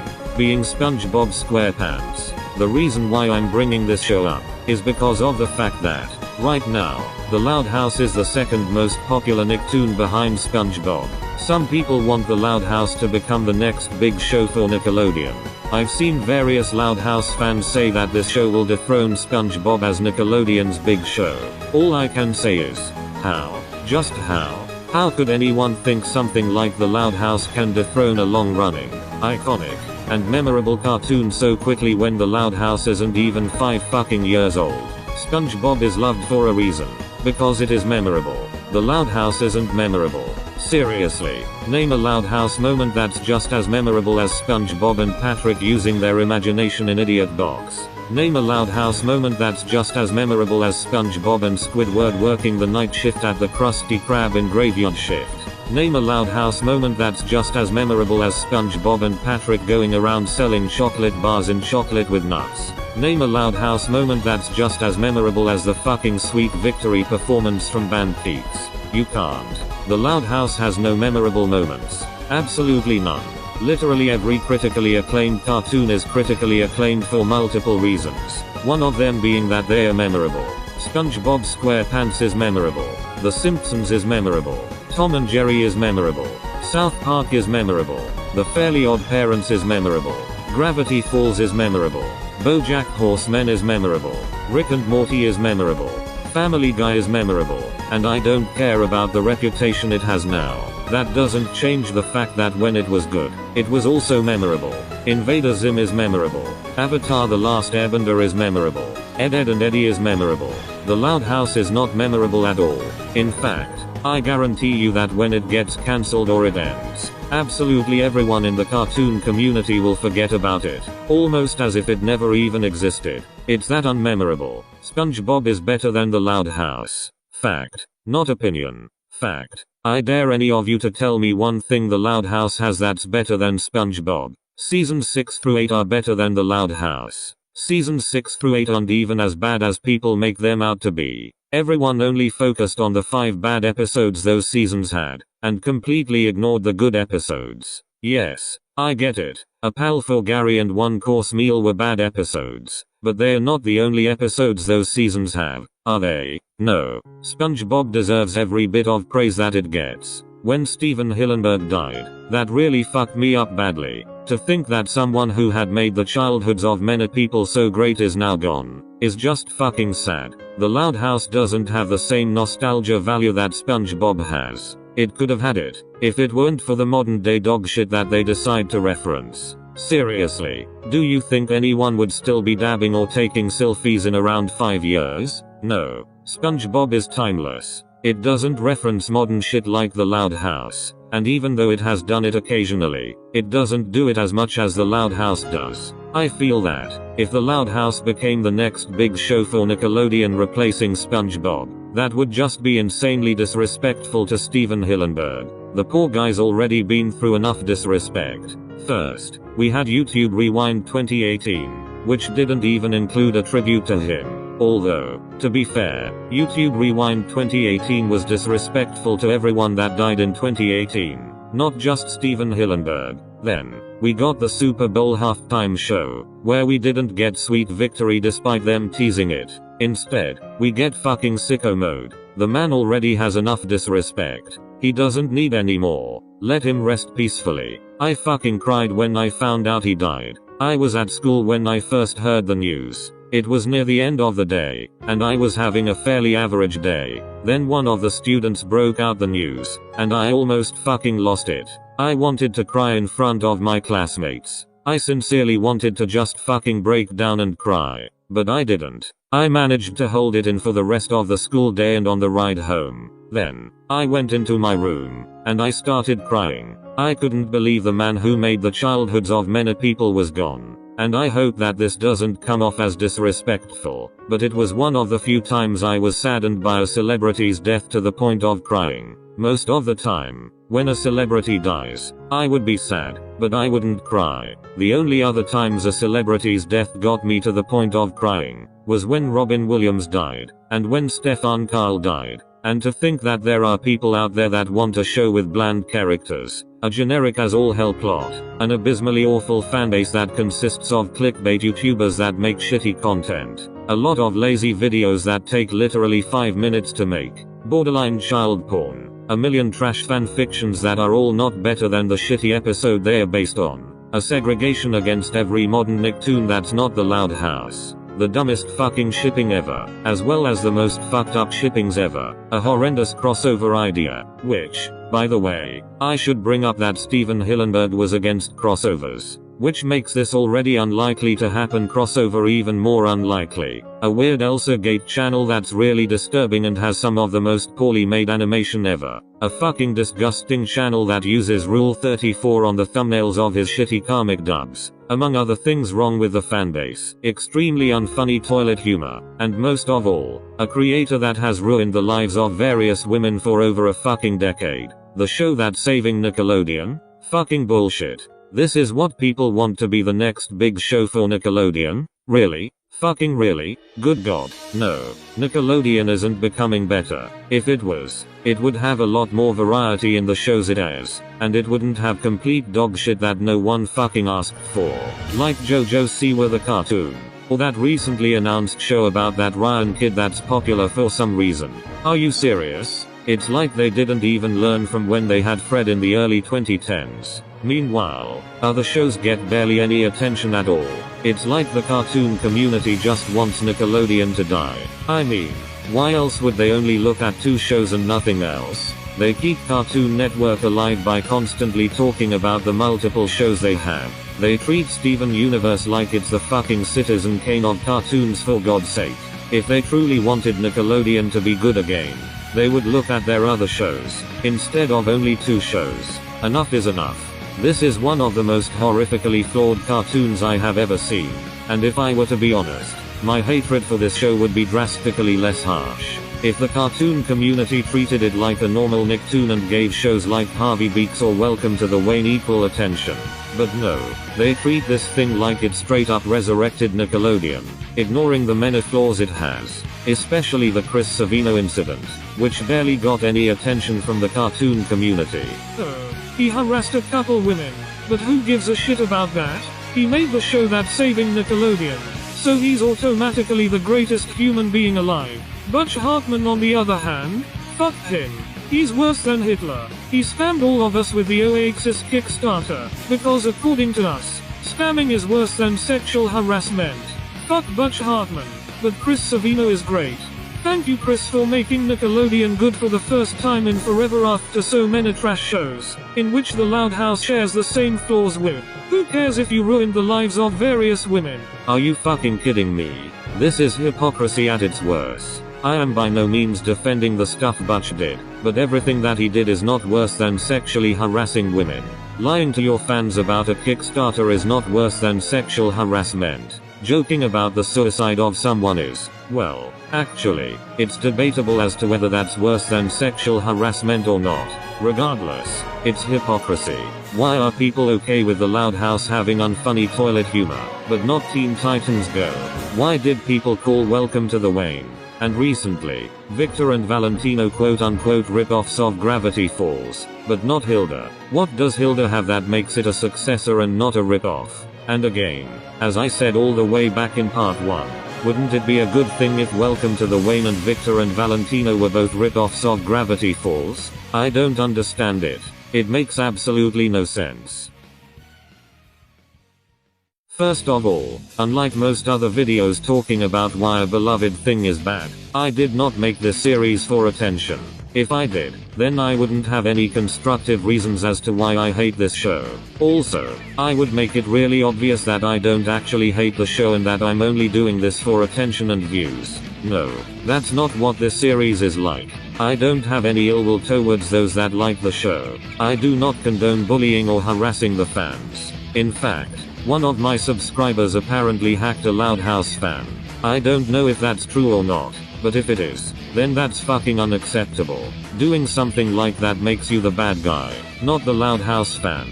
Second of all, thank you everyone for the endless support I have gotten in this series. When I made the first part, I didn't expect it to get the very positive reception it got, and I didn't expect it to get this big. The first part has over 2,000 views, and while that's not much, it's still impressive. Every part after has gotten a decent amount of views. On the first day it was released alone, Part 6 got 100 views, and Part 3 is very close to hitting 1,000 views. However, I can't keep this series up. I've run out of things to say regarding the Loud House. All the steam I had in Part 1 is completely gone now. There's also the fact that this was an unbelievably stressful video to make. I know I said at the beginning that Part 4 was the most stressful part, but that's outdated. This is the most stressful part I ever had to make. It almost got to the point where I completely scrapped production on the video, which thankfully didn't happen. I hope all of you enjoy the video despite the stress I went through making it. I will not make any more Loud House videos after this, and I will not bring up the Loud House in any future video I make. It's time to move on. With all that said, thank you for being with me on this journey. Make sure you subscribe to my channel if you enjoy my content, and stay tuned for my future videos. I have a lot of great videos planned, but I need to take a small break because of how stressful this video was. Thanks for watching. Goodbye.